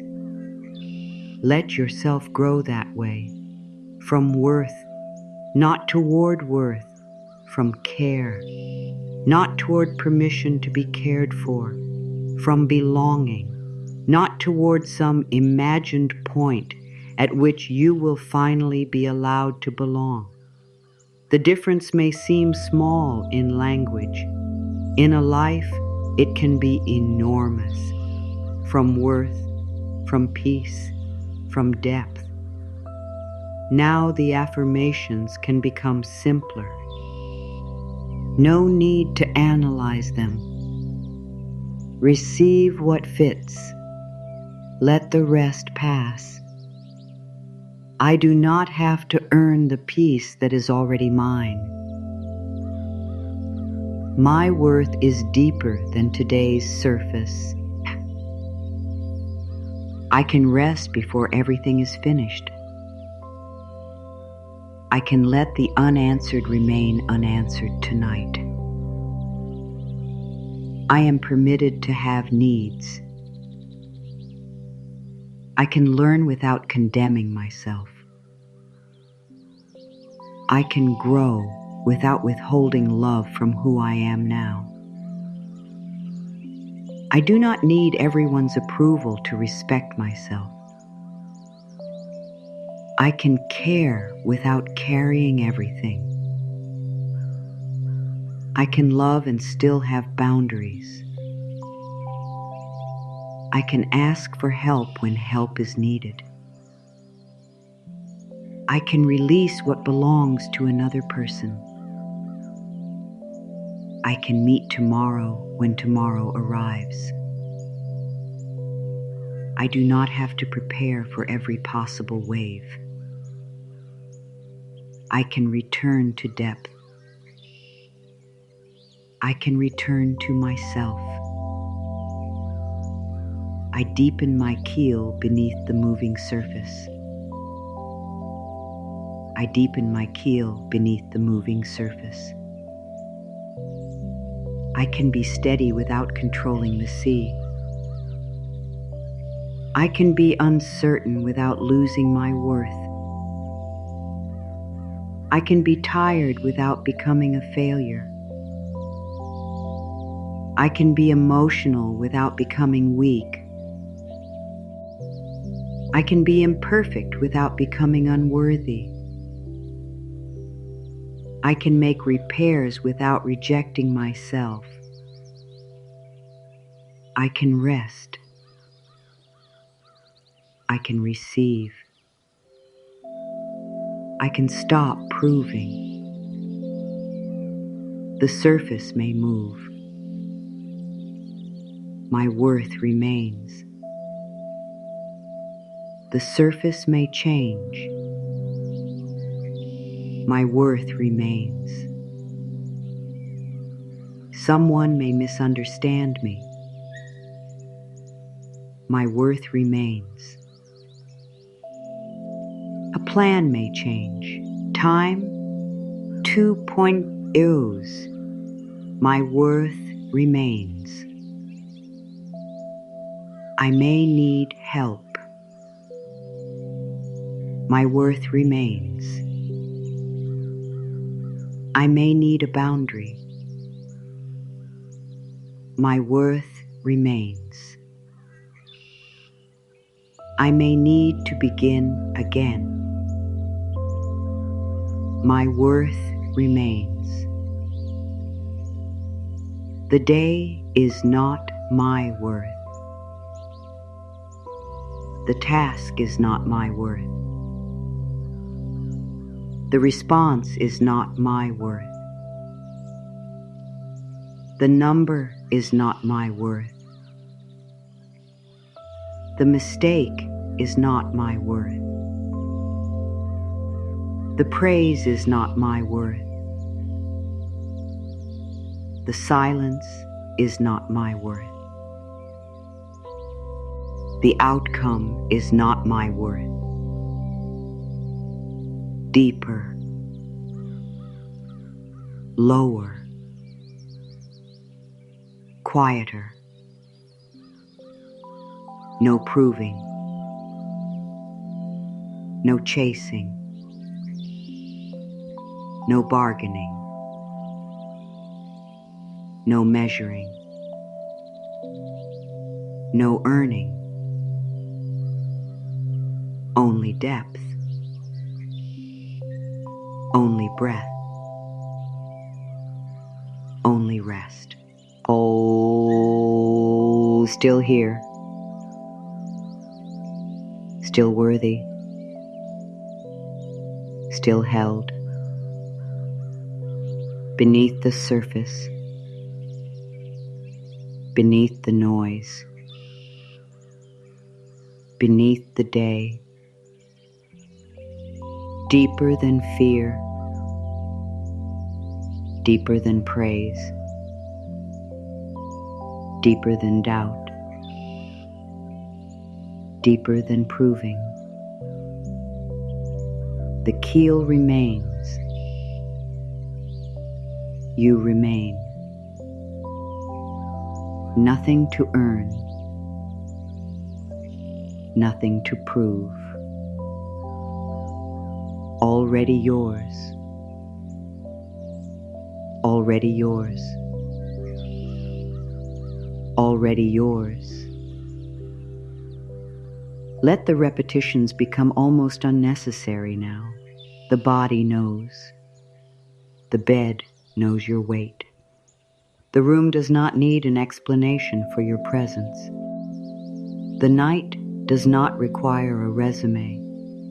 Sleep does not check whether your list is complete before coming closer. There is no gatekeeper here. If one part of you remains awake, let it be awake without standing guard over everything. It can sit beside the water instead. No need to enter, no need to chase. Watch a thought rise, watch it move away, another away, another away. The keel remains. Somewhere beyond this room, people are continuing their lives. Cars may be moving, lights may still be on. Someone may be beginning work while you are ending your day. Messages may arrive, systems may continue. The world does not stop because you sleep. That is good news. You do not have to hold it together through the night. Life can continue without your supervision. You are allowed to be unavailable to the world for a while. You are allowed to belong to sleep. You are allowed to stop producing. You are allowed to stop responding. You are allowed to be a human body in darkness. No performance, no usefulness required, only rest. If you wake later, nothing has failed. If sleep comes and goes, nothing has failed. If dreams arrive, let them arrive. If the mind returns to something from today, You can return lower. Surface, depth. Surface, depth. There is always a lower place to remember. Not a place without emotion, a place without judgment, a place where a difficult feeling does not become a sentence against you. A place where the day can be difficult and you can still be worthy of kindness. A place where nothing has to be earned before care becomes available. You may begin to understand now why the title of this evening was never really about stopping effort. It was about ending a false transaction. The transaction that said, I will exhaust myself and then I may rest. I will become useful and then I may belong. I will become perfect and then I may forgive myself. I will become certain and then I may feel safe. I will become everything everyone needs, and then perhaps I will finally be allowed to have needs of my own. That transaction was too expensive. You have paid enough. You do not need to continue it tonight. This evening was never something you had to earn. The peace beneath it was not waiting to be awarded. It was always yours.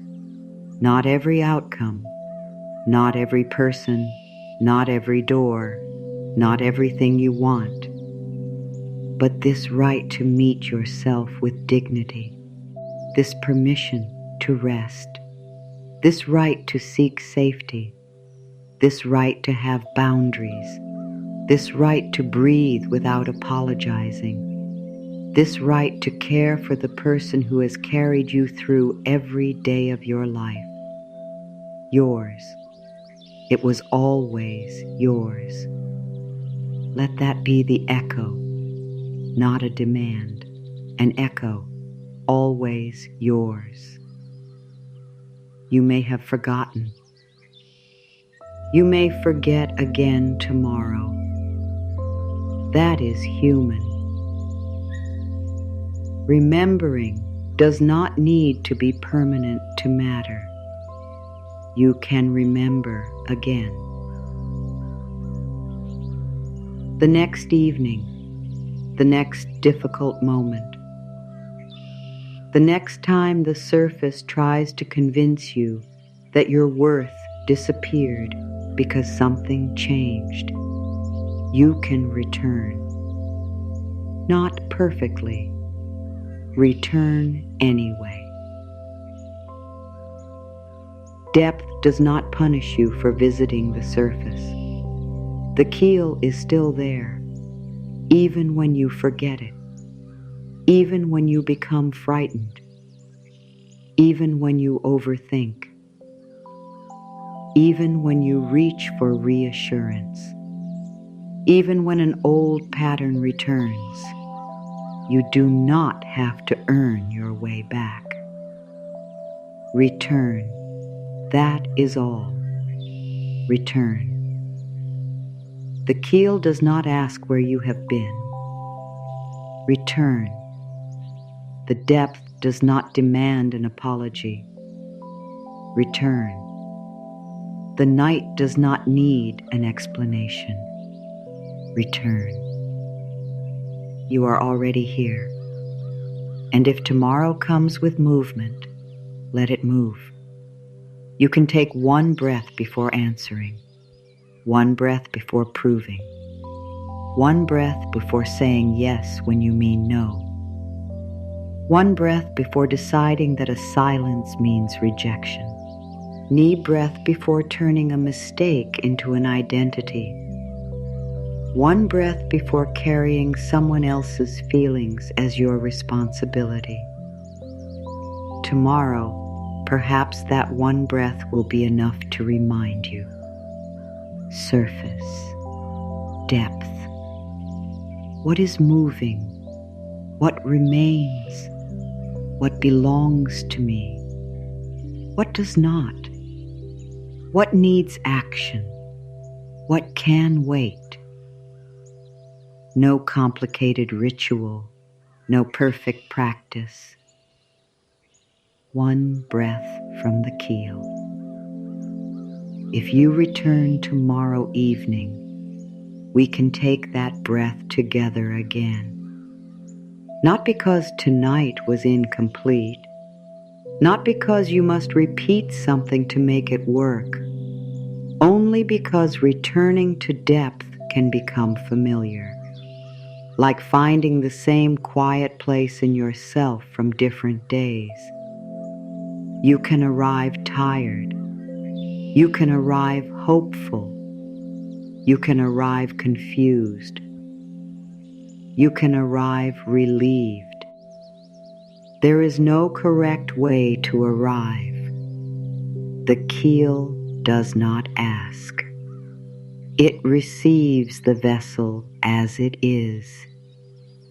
For now, there is nothing more to build, no lesson left to memorize, no insight you need to hold tightly. Let the words become fewer. The surface moves, the keel remains. You are deeper. You can rest. Nothing to earn, nothing to prove, no permission needed. Already enough, already held, already yours. Let the eyes remain closed. Let the jaw remain quiet. Let the shoulders be carried. Let the hands be empty. Let the legs have nowhere to go. Let the feet have already arrived. No more distance tonight. No more earning. No more proving. The sea can be the sea. You can be deep. The surface can move. You can rest. The night can carry itself. You do not have to. My dear, this is enough. One evening, one body, one deeper place. No performance, only rest, only depth, only what was always yours. All is well. The surface can move without taking your peace with it. The keel can remain beneath you without being seen. Morning can arrive when it arrives, and until then, nothing here needs to be earned.